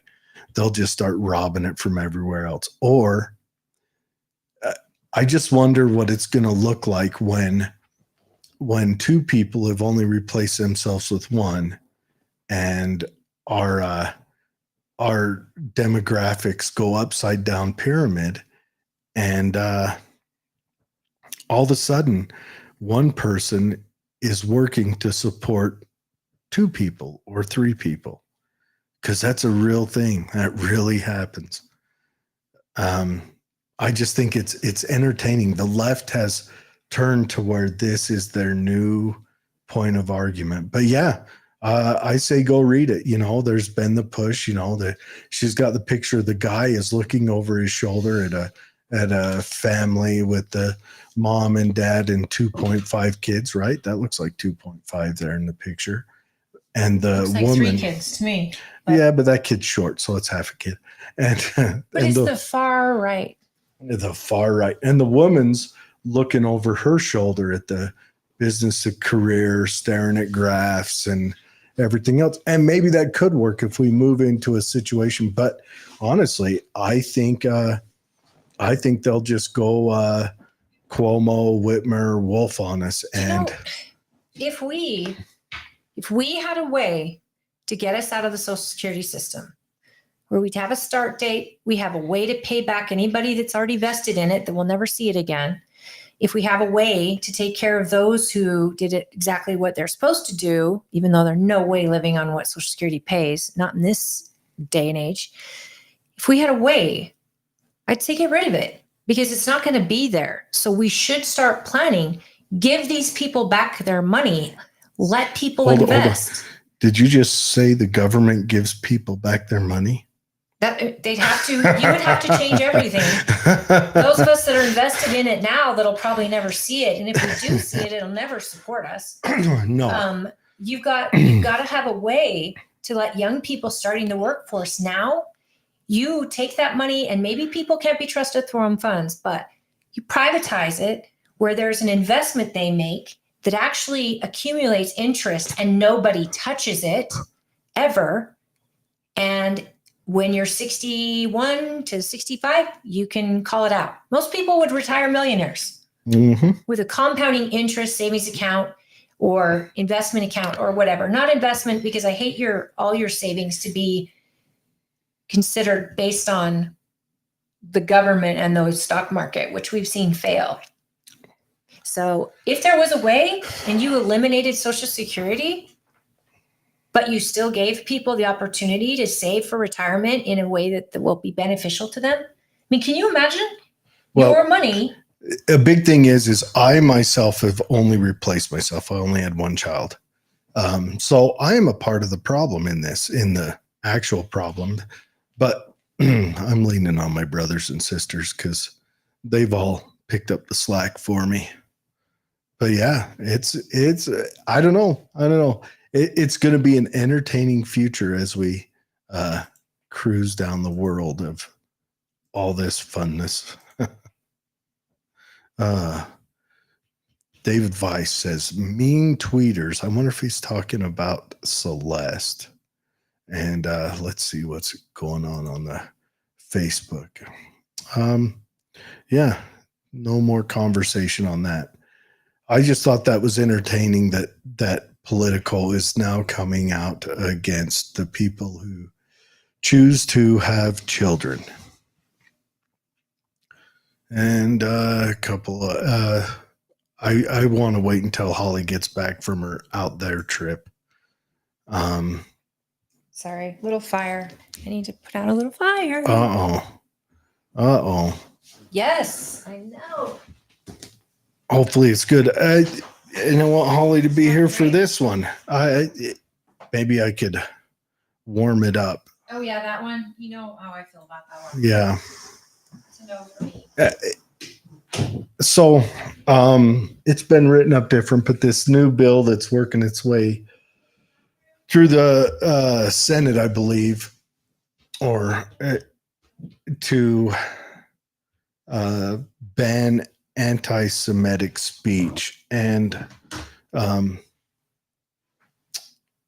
it's written up in the New York Times that the far right, of course, don't like it because they want to be able to do it. Thomas Massey, he doesn't like it. He's the sole vote. Maybe it's the Congress. He's the sole vote in there that voted no on it. And I'm almost always with Massey. And I agree with him that it's DEI all over again, where you can't criticize anything. Now, granted, yes, anti-Semitism is gross and it's stupid. It's stupid for anyone to hate anybody because of their religion or genealogy or melanin or any of that stuff. It's just stupid. But I think to write a law where we're going to select a group and make them protected and select another group and make them protected, to where eventually you have different groups that are enclaves of they get to live a sheltered life, which I don't think helps them at all. But it also foments negative, it foments resentment in the groups that are left out of the protected class. I think that's a scary notion as well. And I'm afraid we're going to be headed down that route. Everyone's on board with restricting dialogue. Again, I think it's a reaction to these ridiculous protests that are the nouveau riche thing to do on college campuses. You know, mommy and daddy are paying my way through college, or the regular people are, and I've been indoctrinated for,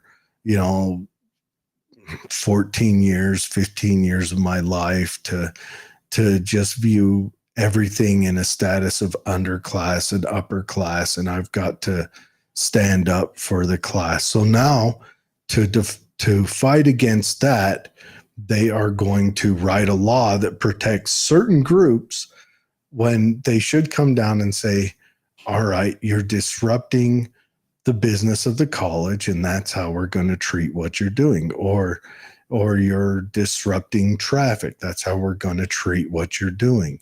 And write a law as for if there is a crime committed, but don't invent a new penal code so that you can defeat something that should be defeated at its core.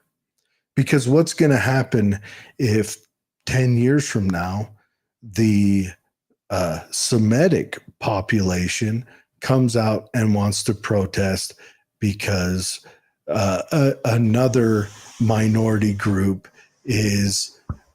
has something going on? If China invades Taiwan, what if they come out and protest that? Are we then going to write another law and then what? We're going to have to wade through another ton of legal code just to move about our day? No. These college students should be dealt with academically at the colleges. Criminally. If they're breaking laws. If they're breaking laws, taking people hostage. But just academically at the colleges, if they want to allow those students to set up encampments and do all that, as if they're not breaking any criminal laws, let them do it. And then let the college eat the repercussions of, now all they get at their colleges, which may be good for the colleges, all they get are people who want to do gender studies majors. So the colleges get to take all that money still, and Starbucks gets baristas as galore.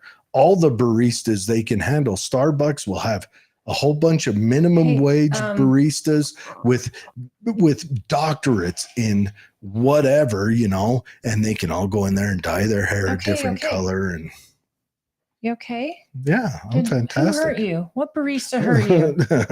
I love baristas. So guys, this is a red herring. This is a death by 1,000 cuts. This is a free speech bill. Mm-hmm. And you're voting to end free speech. Yep. This is insane. And why would our party agree to this? This is no different than FISA. And we're going to reach out to Celeste and ask her to explain it. Fourth Amendment.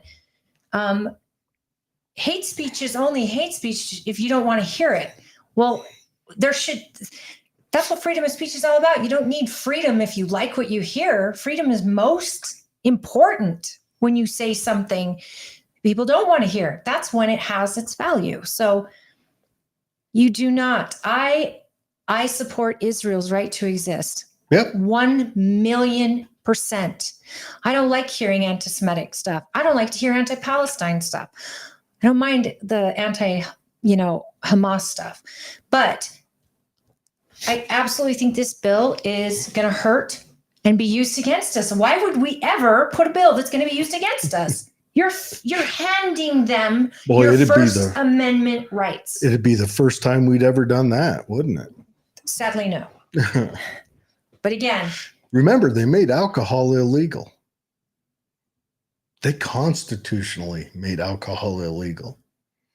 And a decade later, they constitutionally made it legal again because they said, That was dumb. Oh, another thing. Yeah, but our government doesn't seem to do that Did you anymore. know They that- don't learn from the mistakes now. Did They're you know too powerful. that the federal government just made marijuana Schedule 2 or Schedule 4? It's about time. I know, it's way about time.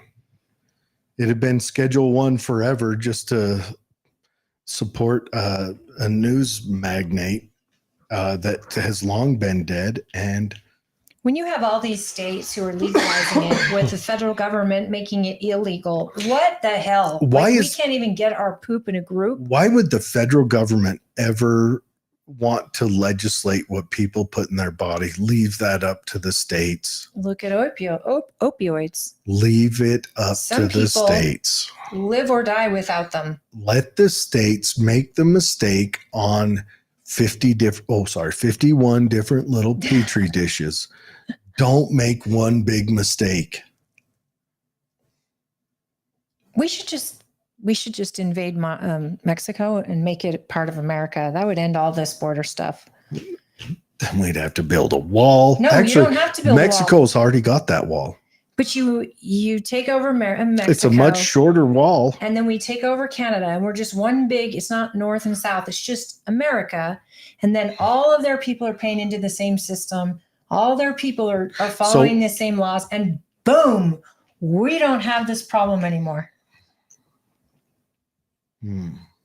Random Thoughts by Holly. Do we still have to have that Castro guy up in Canada? Does he get to stay there? No. One president, one nation, No, legislative body, well, judicial. he's more like a Speaker of the House type position. But, Either way, no, they don't exist anymore. They're Americans now. No. Can we And send I love him? Canadians. They're Can so we great. send him home to his fatherland? No, we have to put up with Joe Biden in America. We have to put up with Trudeau too. Did I misinterpret the name? Did I say it wrong? And it's not Trudeau, it's But Castro. Think about it. If Mexico Just because his dad was okay with his mom. okay, if Mexico became part of America, like officially and all of that, we build the border wall, around Mexico, wherever. It's a much shorter border wall. But we have representatives from every state in Mexico added to the legislative body. One president elected by all the citizens. Now we're a huge country with a lot of people donating to the betterment of the country. We pulled them out of third world status. Hopefully, we are not too past it. I am very concerned And we about. all become Americans. I'm very concerned about bringing in any state that's a son of the Iberian Peninsula. See, nobody knows what that means. I mean, maybe one person, and it's probably Dave. Because they have a track record of going radical socialist and then turning around the very next person going radical fascist. But they And then can't turning do around that because they would be, let their states have that as their governors. Okay. But we have a president. And if they do that in their state, I mean, you just described California. Can't get more radical than that. They pull both of them out of the hat at the same time. We'll go social fascist. Of course, you'd have to take Canada from the King of England. Oh, yeah. You had to correct yourself on that one. Yes. God save the king. God save everybody. Yes.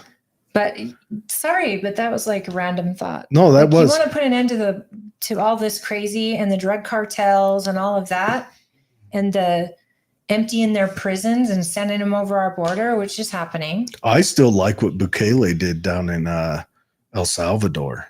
Man, he has cleaned that place up. Did you see his last thing where he was in with his administration and he called in his attorney general and said, everybody goes under investigation. Everybody gets investigated. I don't want my administration to have anybody that And is I breaking wonder- laws or anything. I'm like, I wonder does he if he- include himself? Did he initially investigate the attorney general? Hope so.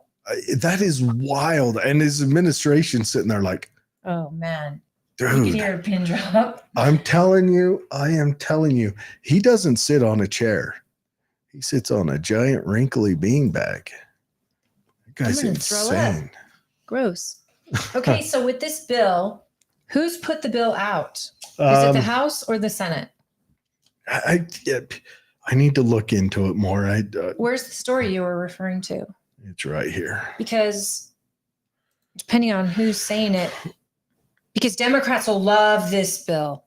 It's a So will bipartisan Republicans. push. Yeah. So will the Anti-Semitism Awareness Act. Everybody voted for this thing. This is insane. Remember, every bill you put out will be used against you. And anytime you vote for something that takes away your right that is given to you by God and not government, you get the ridiculous government that you have. You deserve it. See, and there it says here, this is coming from the New York Times. Okay, so it's coming out of the House. Yeah, it's coming out of the House, and Mike Johnson is liking it because it drives a further wedge between the Democrats. No, it takes our rights away. Yeah, it's just.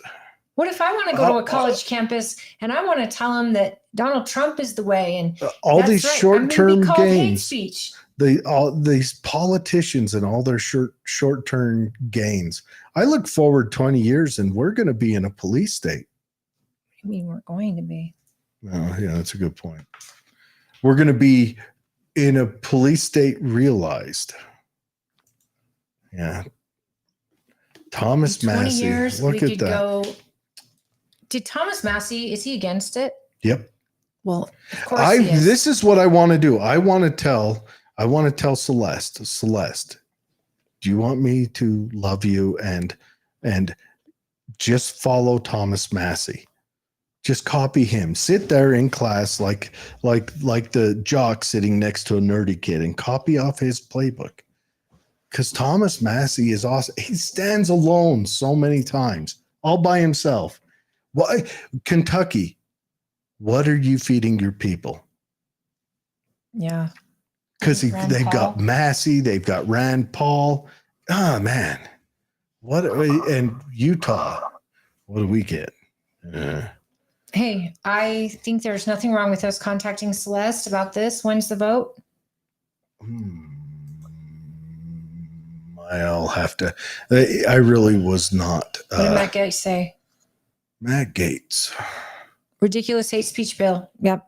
Okay. Good. So the Freedom Caucus seems like they're on board with squashing this bill. The problem is a bill like this is going to get passed because Democrats will agree with it. And the margin is so small. Freedom Caucus is just a tiny portion of it. The so ADL, we need more people against it. The ADL, they bring their heavies in for the argument. They consider the assertion that Jews killed Jesus an anti-Semitic myth. What does that have to do with making up a ridiculous bill? Okay, so I'm going to ask her.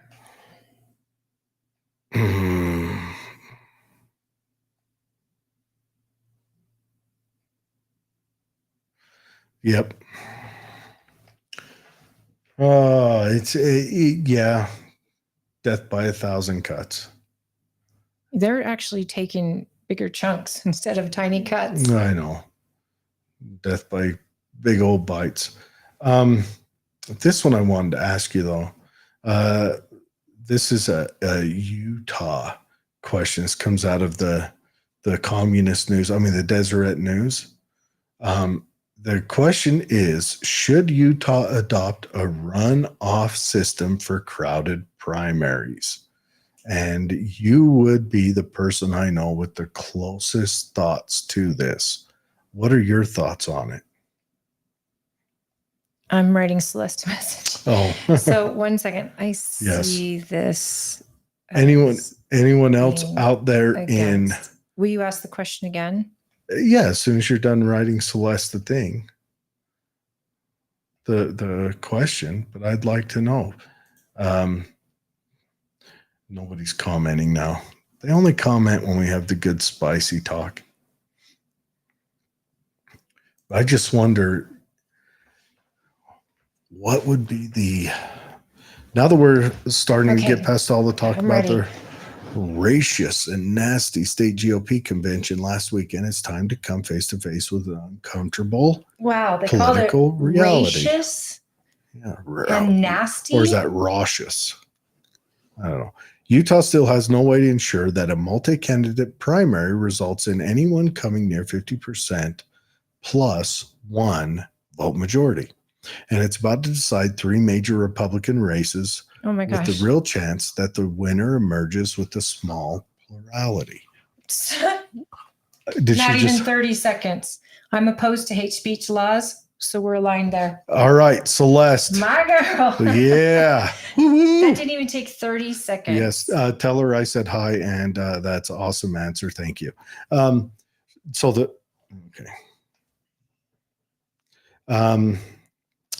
Should Utah adopt a runoff system for crowded primaries?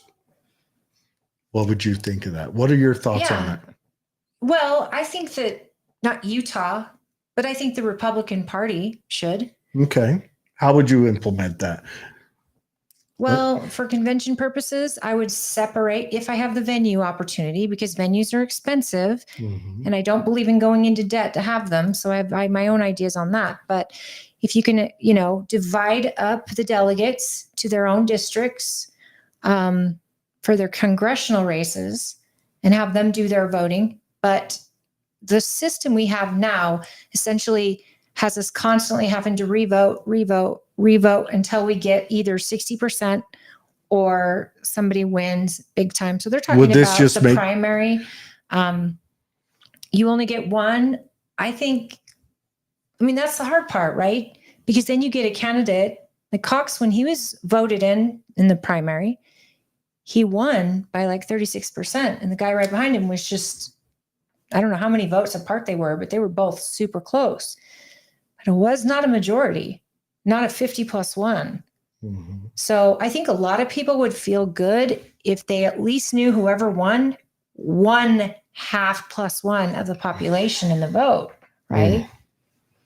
I'm not sure what that looks like. I think. Do you think Axum or the party heads have put thought to this? Like, not thinking about how do we do it, but how would we do it? Oh, sure. Okay. They're always thinking about how we would do certain things. So it might be something to That's look the at job in the the future. SEC actually does. We are the governing body. So we're always looking at ways to improve convention and make it, a better voting experience and, the ability to count your vote, make sure it got counted, mail in versus, a paper ballot versus using a machine. Mm-hmm. All these things are discussed constantly at the SEC.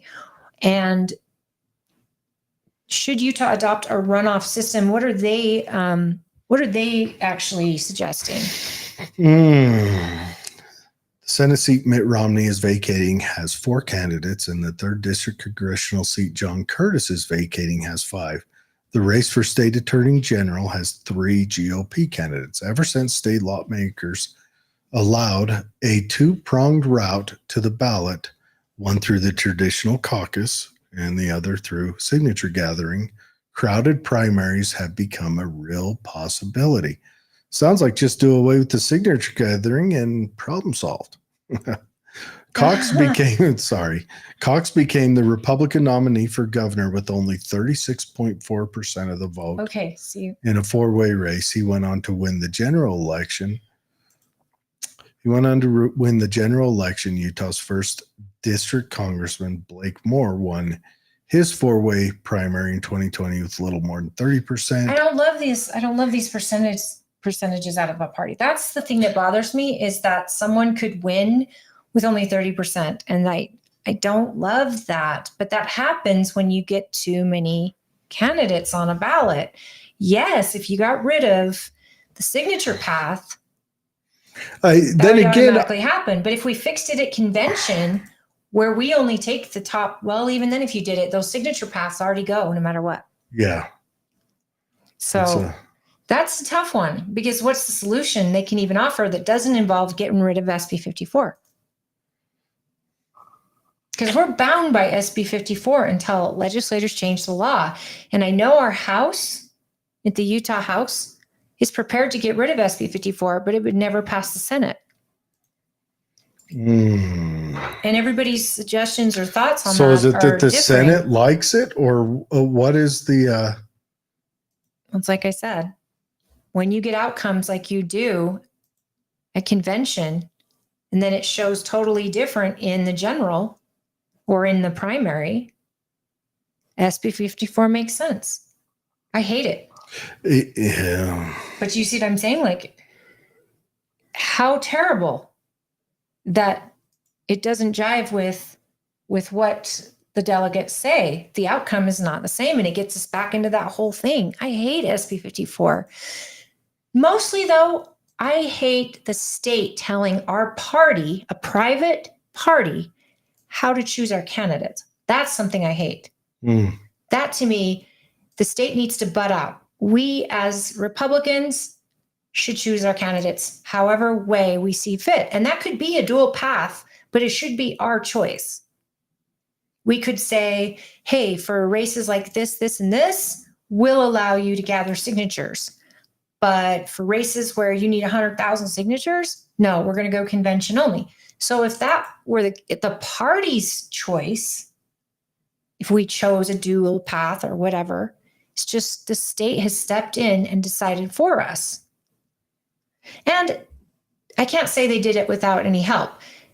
Count my vote. Many of you may have even signed that petition because it's brilliant marketing. Of course, I want my vote counted. Yeah. Count my vote. I'm going to sign it. I want my vote counted. Wait a but second. the realistic part of that was that initiative brought SB 54. Well, and it was on the ballot. The Patriot Act is the tool that's used to subvert patriots. It's always the opposite. Yeah. And after SB 54 passed, another group came out called Keep My Voice. And they cut vocal cords. They they were caucus convention system only in getting rid of SB 54. Oh. And they worked so long and really worked hard to try to get the people who signed the Count My Vote initiative educated on what it really meant. And they had to go and remove signatures, letting people know, hey, really? If you did sign this petition, you can take your name off of it. And they got a whole lot of people educated, and a lot of people took their name off it. But by then, too late. So it's great marketing. I'll tell you what, propaganda has been around as long as time. But some people are better at it than others. Some people are. And some of us are influenced by it. And it's the nature of the beast. It's understanding the human brain and that everybody's a human. So we know what gets to people. And a catchy catchphrase is going to sometimes get people to give up a right that they never, ever. Don't look at the screen. Would think about. Don't look at the screen. Don't. Look at me. Why? What's the most dangerous job in the U.S.? The most dangerous job in the U.S.? Yes. I thought it was a crab boat fisherman. It's Hillary Clinton person friend. Second most dangerous job is obviously Boeing whistleblower. Oh, no. Another one died. This one died of MRSA, though. MRSA is that antibiotic resistant infection. Why are you shaking around? Because I always wiggle. I got that restless foot syndrome. Leg syndrome? Yeah. I don't know. Anyways, no. But Boeing, man, they get a whistleblower and they start dropping off. One was suicide, right? They found him in his truck. Sure, yeah. Shot twice in the back of the head with a shotgun. Yeah, suicide. Unalived. But anyways, yeah. Boeing is having some issues. MRSA, usually don't you catch that in the hospital? I have no clue. MRSA is having horrendous. trouble breathing a little more than 2 weeks ago and was taken to the hospital where he developed pneumonia and MRSA, leading to his death. Yeah, MRSA, a lot of times you get it in a hospital and antibiotics don't do anything. Yeah. That's horrible. It's probably something that you could isolate too. Wow. Yeah. Aren't you a good time? I'm all out of everything that I had to chat about tonight, except I really wanted to dig into that James Lindsay, but I am not a person who's smart enough to really explore that outside of my own head. What are you talking about? The James Lindsay conversation where he's like, he's been pondering why all these super successful, super wealthy guys seem to be on board with all this DEI stuff, because he thinks the DEI stuff is to subdue the general populace. And I agree with him. And he's like, why are they all on board with it? And maybe it's because they see the future of, like right now, the internet we're delivered and the AI we're delivered is stifled to where it only serves the government, and beyond that, the left wing parties of the government. And if you don't believe that, try to get AI to tell you about Donald Trump. We'll just try. It's insane. Jordan Peterson wrote this or said this. He tried to get the AI to do a story or to write a positive poem about Donald Trump, and the AI said it couldn't do it. And he said, write a positive, it's worded the same, except change it to Joe Biden, and the AI did it. So then there's a workaround where you tell the AI to pretend it's a different AI that didn't have that restrictions to do it, and then it would do it. But it's interesting that we're being aligned with this, like when they had the AI do the pictures of historic figures, and the Nazis were black because the AI was programmed to make everyone a black person, so it was black Nazi. It was hilarious. Oh, because of the DEI part? Yes. Everyone. So they did, like, Christopher Columbus was black, and the founding fathers were black, and so was Adolf. But anyways, so that's where. So DEI in our state, in the last legislative session, they voted to end any DEI trainings. They voted to end DEI here, which is crazy.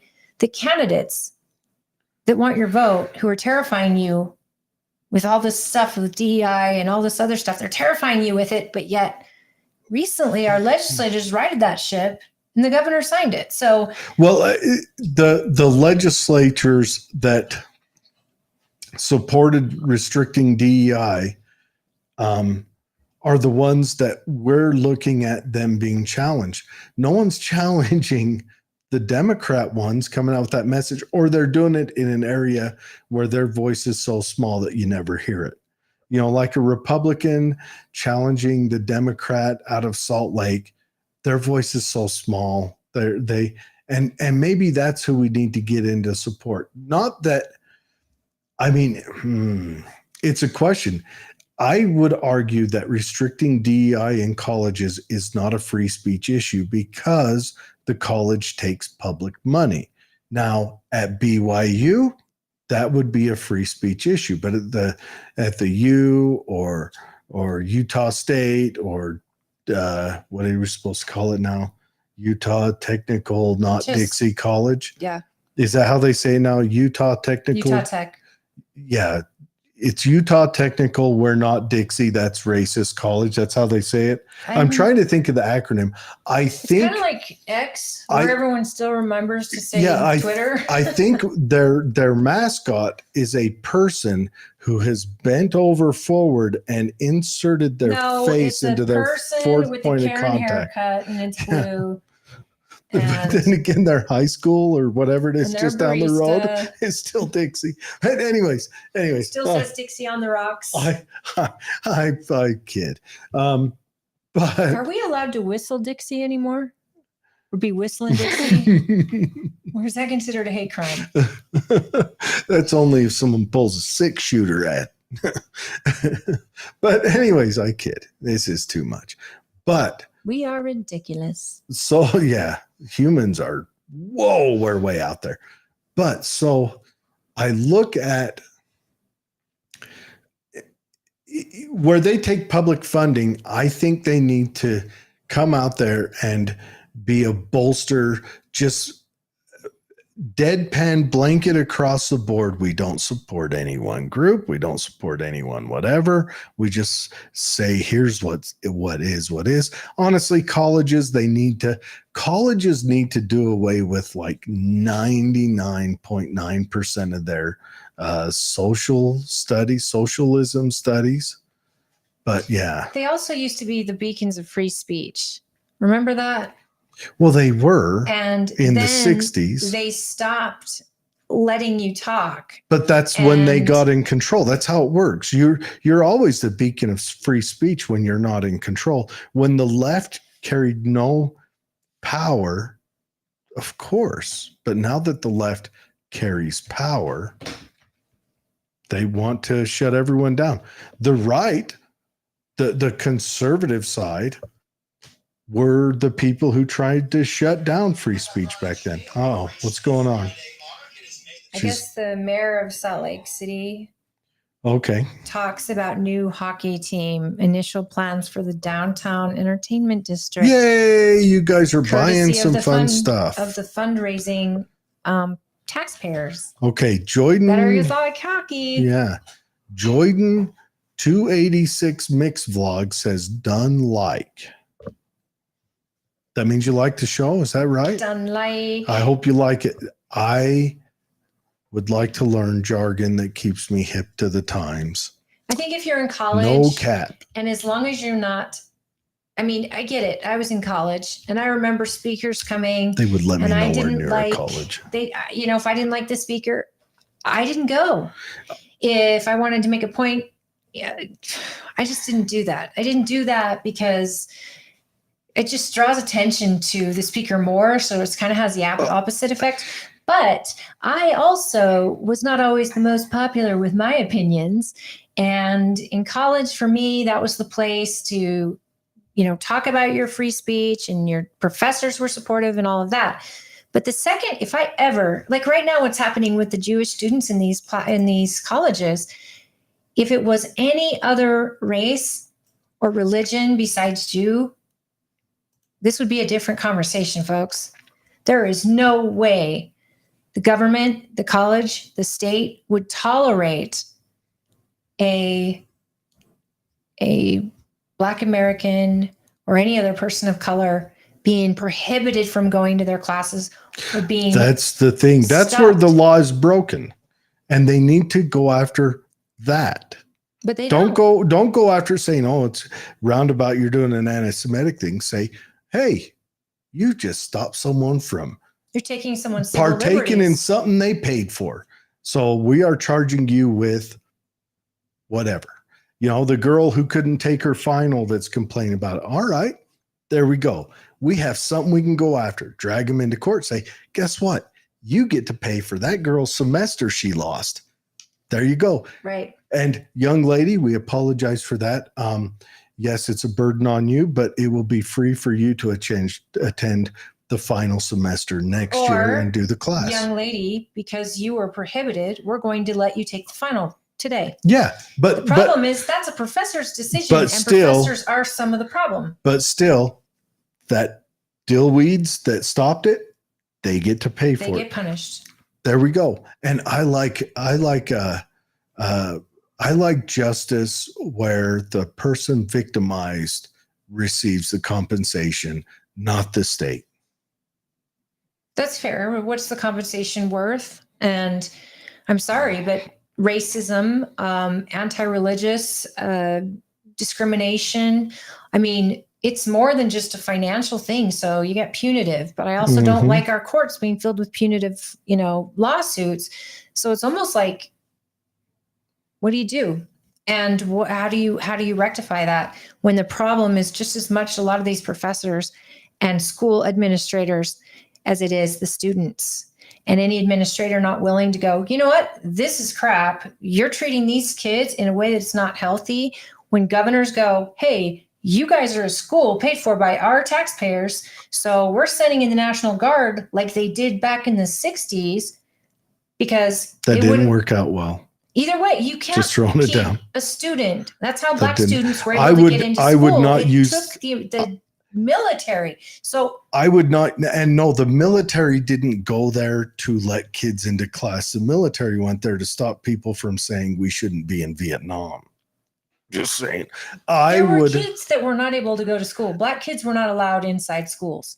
You're I'm talking about segregation. okay. You're talking segregation, not Kent State. Okay. No.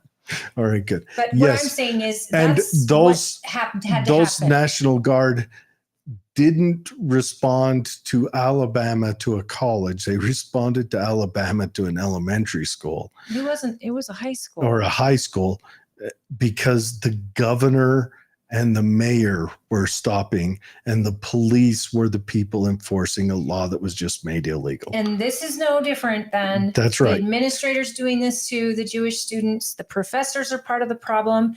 And when the states can't get it under control and the police, you see the different reaction in different states. In California, the police are like, okay, maybe we'll go in now. Where in Texas, when it happened in Texas, that got shut down fast. In New York, I wish they wouldn't have in they're- Texas. they're letting it just happen. In Colombia, it's a problem. You want to hear why I wish they No, because wouldn't you're have? interrupting me. I And think the they made states a that are mistake. allowing it are the states who are also guilty of sharing the same rhetoric and are the problem. These colleges are the problem for not putting The a colleges are the stop to problem, it. right? right away. Wholesale. The colleges are the problem. Here's why Texas made a mistake. Oh, can't wait. Never interrupt your enemy when they're screwing up. What do you mean? The colleges are going to shut themselves down if we let them. Yeah, but this is the thing, at the cost of Jewish students. And that is not something that I'm willing to see collateral damage. These kids could get hurt. Sure. They are afraid. Sure. You don't just let it happen so that you can watch a college fail. That's insane. This is lives we're talking about. These kids aren't safe. I'm just saying, Sun Tzu wrote it down. Live No. by it. Not worth it. And I'm not talking just about the Jewish students. I'm talking about these idiot protesters. I want them safe too. So yeah, cops should go in with rubber rounds if they have to. They should try everything they can, but they need to put a stop to it either way. And I don't want another here's what's gonna university happen. problem where so many Texas are dead. is going to be the rally cry for the far left's protest in every argument for the next 10 years, and they're going to win. Just saying. Why? Because they put a stop to it? Yep. And they're going to win. But I disagree. if we let them make the mistakes, if we let them We're letting live them. their dream out to its final conclusion, They're doing it in they Columbia, will. in UCLA. And Columbia and UCLA is going to plummet in admissions. Let them. Evergreen State is done. They deserve the government They- they vote for, and Texas doesn't stand for it, and that's great. I'll send my Jewish child to Texas. Actually, you won't, and it will become further left, and that is what's going to happen. I disagree. Well, we've think laid you're our either- bets down. I think we should If bet. you are a law enforcement, We should bet or a steak law- dinner, and I don't blame and the police order. for that at all. But it was also the college reaching out and the college saying, we need help here. Okay, So if a college reaches out and the state is paying for Here's it, what I you would- put an end to it. here's what I would demand of the college. Do you know which professors riled them up to do this? Oh, why, yes, we do. Huh. How about that? Fire them. Are those professors going to be, well, they've got tenure. Oh, those professors just put students at jeopardy through their Yeah. rhetoric. You've just risked lives. I think that you can bypass tenure with that. Do you think they will? Nope. I'll bet those professors get an extra aide and an extra big office next year. All right. And then that's fair on the point that the biggest problem in our country right now is what's coming out of colleges. If they all fail tomorrow, I would probably still sleep at night. And they need to, because they are the problem. And I will say that. But I'm also saying that if my child is in a college where they are letting this happen, regardless of how their professors are, regardless of how left-wing the whole administration is, Mhm.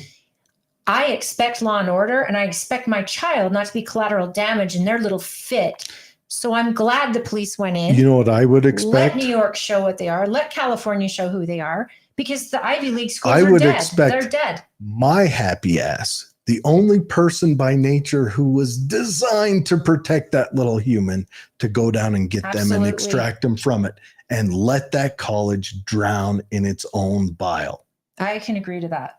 Go get your kid. Go get your Pull kid. your Put them in a funding. different college. Test out college. Matter of fact, if your kid is not being a doctor or a lawyer or a engineer, What about a Swiftie? what's a Swiftie? Oh, BYU Swiftie. That's a major I can get You behind. have to put them in But BYU Swiftie college. There's BYU's not the only one. I just heard there's lots of colleges doing a Well, Swiftie BYU's class. a private college, so there you go. Enjoy But that. If your private. kid's I not can't doing say any of anything. those, don't have them. You know what? Take that money, put that money. I've got a buddy down in Grantsville, right? His dad, when he first graduated high school, got him set out, bought him a business where he does his business. My buddy is killing it.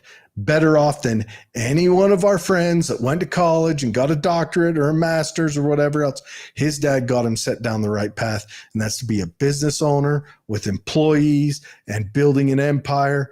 And hey, if he ends up hating it, at least he'll have far more education than any of his peers. And he'll have something he can sell. He can sell a business. Any mother sending those kids into college harm should go to jail for abuse. He's not wrong. Well, you know.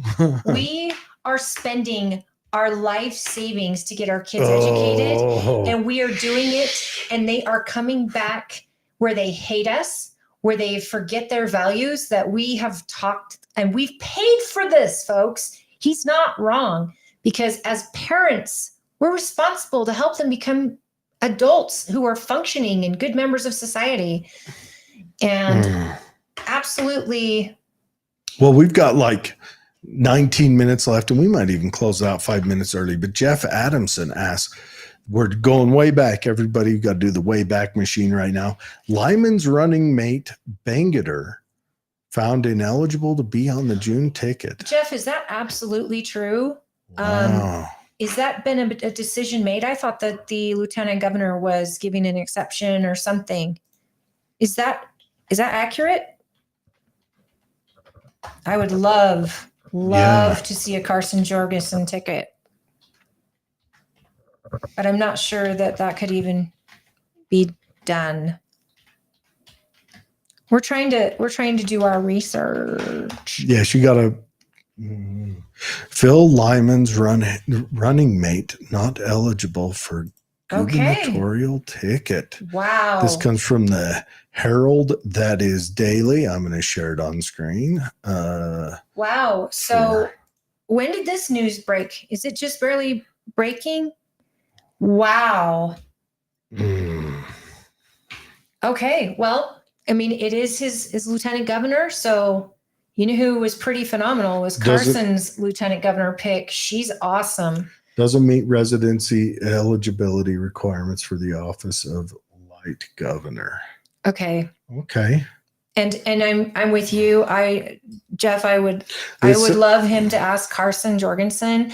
I would love that. I think that's a strong ticket with very smart individuals. I just don't know that Carson would, or if Phil would.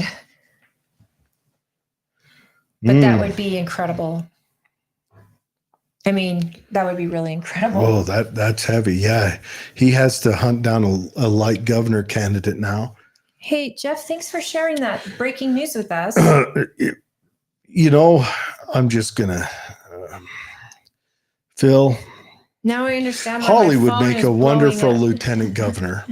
I would like I told him. I would like to push her forward. It was Phil that I said, hey, as long as you pick me as your lieutenant governor. And he's like, okay, will do. Phil, you gave your word on this show, and you know on this show I expect your word to be your bond. I don't think he gave his word. I think he just kind of went, get me out of here. This is an awkward situation. Thank you for sharing that, Jeff. Thanks for sharing that. It makes sense now why I'm getting little fires. That's pretty heavy. Reported by Fox 13, and we just read it off of what did we read it off? The Daily something. Anyways, that's so pretty big. I mean, Carson's lady Corinne is phenomenal. She's worked with Parents United, I believe. Yeah. She's huge in education, and she's so strong in education. How much does the lieutenant governor job pay? I have no idea. That's something to ask. Why would it matter? Lieutenant Governor Crowley Rabani. Would you keep the Crowley dash Rabani? Yeah, because my daddy gave me I that think name. that'd be kind of cool. No, I don't think that I would get him votes because people don't know me. And the person who he Wear runs that with fluffy needs- dress.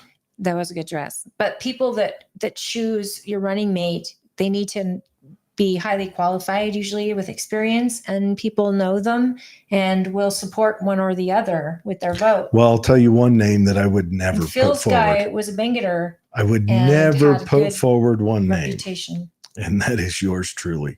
Do not put me anywhere near political office. I don't think people are going to, Good. considering you wouldn't even vote for yourself. That is true. Yeah, I'm in there voting against myself. Like where it has the dot where you fill it in, I write "not" in front of it. Wow. So any suggestions you guys have? Dave says it's old news. Is it when that did old? it come out? Well, it says on Monday on that one. So I've only seen arguments regarding his lieutenant governor. I have not seen anything concrete. Dave leaves the state and is still better up on stuff than I am. Yeah, well, thanks for bringing it up. That's not Dave. shocking. Yeah, Dave, where have you been, buddy? Yeah, I'm curious. We need to have Dave zoom back in sometime the folks that just to catch up with him. The folks that know.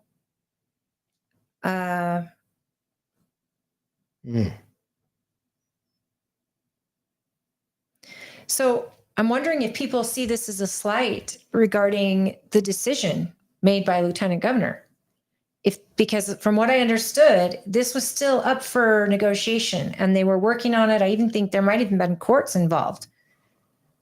So did he just not live in Utah long enough? He lived here and then he moved. I think he's in Idaho, but he's got homes all over. Okay. So, and he's a Bangeter. I mean, you can't get more Utah than that. Yeah. Yeah. See, so, you know, is this a slight towards him? It's a big question. I'm just looking at some of the people's response. That Phil says that the process has exposed issues within the LG's office. The fact that they would do this. Okay, so his own team didn't have the outcome. I know this has been speculated. It's been speculated, but they didn't know who the outcome. Dave says, "Step up, Holly." Lieutenant Governor Holly. Does Utah have a governor's song? Maybe I should get on that. It'll be a country rap beat.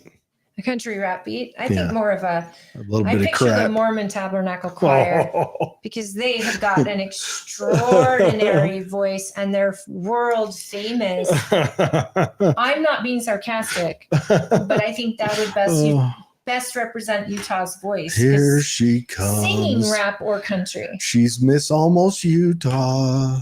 Do you know whoever steps up to be the LG would actually potentially someday have to be the governor or run for the seat when the governor's done? And I can't imagine being hated by half my state. I have enough problems in my own Only county. the delegate. Or being booed at convention. The lieutenant governor, I mean, she has a role to play and she works very hard with many different businesses and organizations within. Okay, Lyman went to court today. I thought for sure, I know the question was called out a long time and it's always been thought, but it was going to court. So Dave. If they lost in court, that's a tough one. That's a tough one. Is it though? I mean, people voted for him. I don't think they voted for him based on his LG pick. No. I think that he could choose another and choose someone very good that would get some people. Let me tell you right now with Deidre, this is the first time in my 48 years of life, in my 37 years of life that I've known who the lieutenant governor was. I like Deidre. I'm sure I'd like her too. Here's the thing. Governor Cox was the lieutenant governor before. Yes, her. he was. And I didn't know who he was until he stepped up and became governor. Really? No. You didn't know who he was through COVID? Right at the end is when I started knowing who he was. But here's the thing. It's not an easy job, and they run the elections, as Which you know. that I think we need to do away with just for the. But you'd still have to vote for a Secretary of State. And that person would still, unless they're appointed, and if they're appointed, the question is whoever appoints them is going to win. You can have the Secretary of State's office election. We don't even have a Secretary of State. We'd have to. If we had one, ran through the different counties. And that's if they're elected. Yes, and I would want them elected. I would too. I would want elected officials overwatched by an elected board. I like it too. Yeah, I know. So I think Phil, if I'm Phil and I'm his campaign person, which I'm not, but if I am, I go really strong on his message. I go really strong on the reason that he's the right candidate.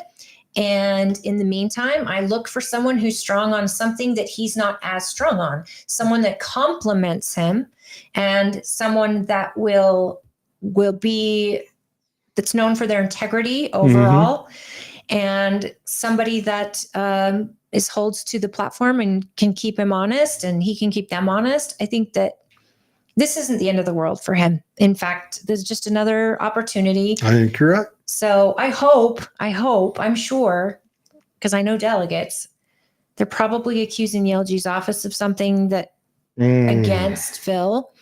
I hope that is not the case. And I don't know if there's a way to prove it, but I'm glad that he got his day in court. And I think that Phil's message just needs to stay on point, and he selects somebody else. Yeah. And I am available, but I think if we all pray hard enough, Holly could be lieutenant governor. I would be so. Lieutenant Governor Holly Crowley Ray Bonnie. Which is fine. I say it wrong every time. And I will say So it does wrong everyone. again next time. Holly Crowley is fine. But out of respect for my hubby, Yeah. Ray Bonnie. Ray Bonnie. And I always wondered about that. Women taking their husband's names, because it was like a sign of ownership. I don't know why back in the property day. is questioning this right now. But what I'm saying is, like, I belong to my father. And so having my father's last name makes sense to me. Whereas I choose my husband. I believe but your I belong to husband my father. paid a big enough dowry that you should quit. You know, you have no idea how many cows. So many cows. Cows. Yeah, Man, your husband dowry. stepped up to the plate with cows. We're talking that. What's that Japanese steak that they massage the cows and play them?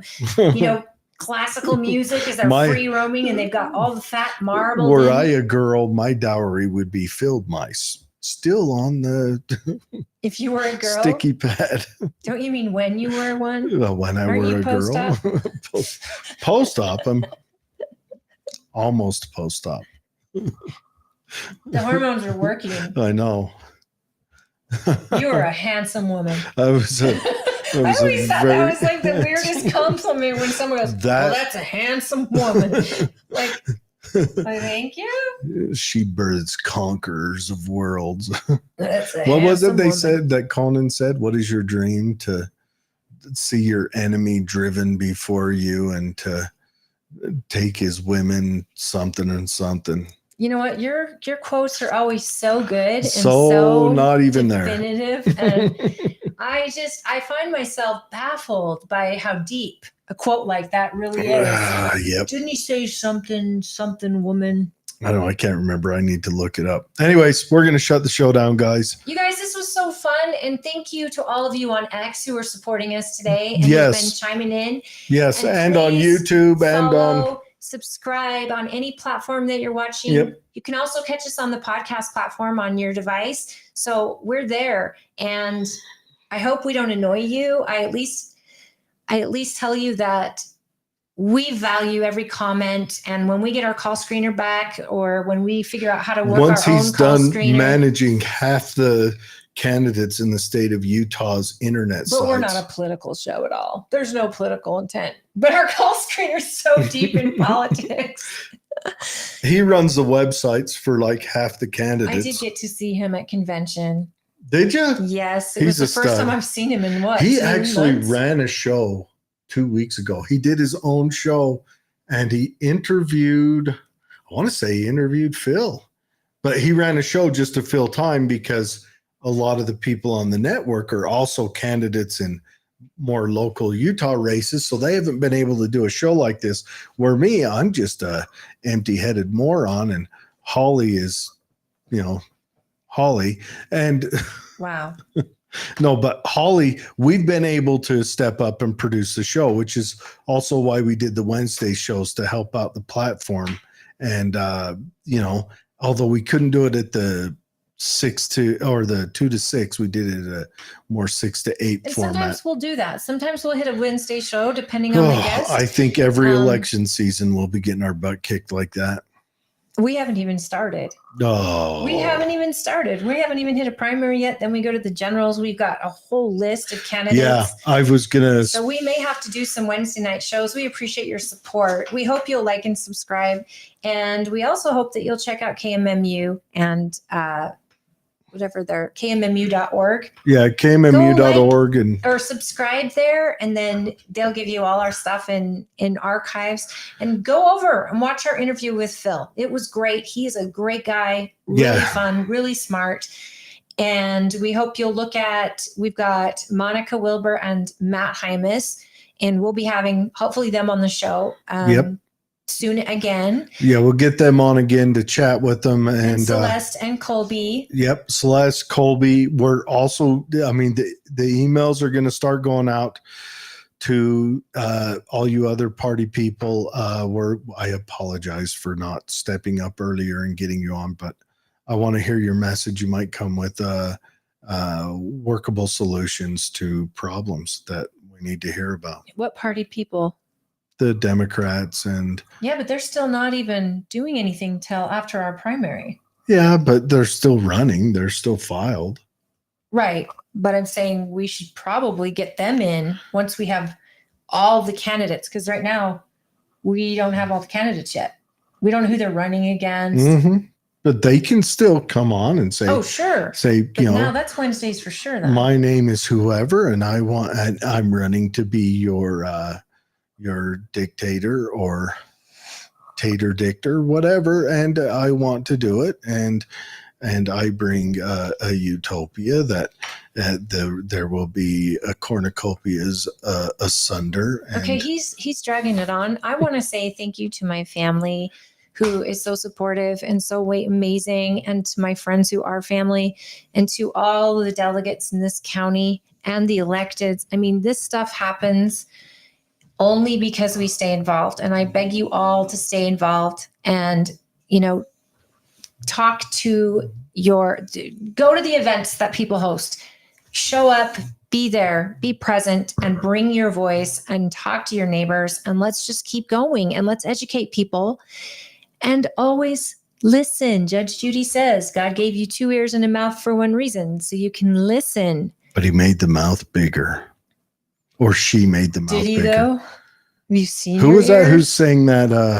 My ears. These are what you call drag. And you know the ears never stop growing. Who sang Neither that does the song? nose. Tell me all your thoughts of God, because I really want to meet her. Who sang that song? Come on, that's from back in our days. I don't know. Anyways, might be a she.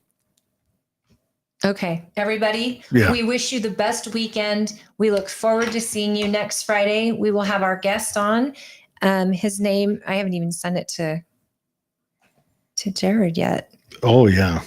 His name is, he's running for Board of Education, and his name is Cole. What district? I'm not sure that he put the district on. It's probably in the show notes. Okay. His name is Cole Kelly. So again, he's not in Twila County District, but he might be in one of yours. And so we really want to get to know him. We want to be a platform for anyone running that they can Oh. have an interview that they can peel off. I can tell you, I can tell you right now. Okay. No, I can't. It's not listed on his. No. It's Cole Kelly, Yeah. State Board of Education. We'll have Cole Kelly on. I mean, I like talking to the education people because that's a pretty heavy hitting area. And a pretty big shout out to Keith. Yeah. I Keith, appreciate you bringing him to our attention. And thank you. will you please reach out to Elon? Because we just want to talk to him. Yeah. I just want to hear about what his next wild idea is. Not me. I Yeah, want to. I I'm want to building a applaud him. tunnel Like, under LA. what's it like to be the only platform that allows free speech? I mean, Yeah, that's true. that's a pretty huge thing. Or I could just Don Lemon it. So why are you so racist? Tell me about your racism. Racist what? Yeah, that's ridiculous. Yeah. Anyways, you guys have a good week. Humana. Have a good weekend. Remember, tomorrow in Grantsville is the baby farm animals meet and greet. Pay What time does that $7. start? Is that 10 a.m.? Yeah, it starts at 10 a.m. Go down there and I'm telling you, if you're having I a hope rough it goes week in the evening. and you can cuddle a baby sheep, I think it ends at 7, it said 6 or 7. If you can cuddle a baby sheep, your week will be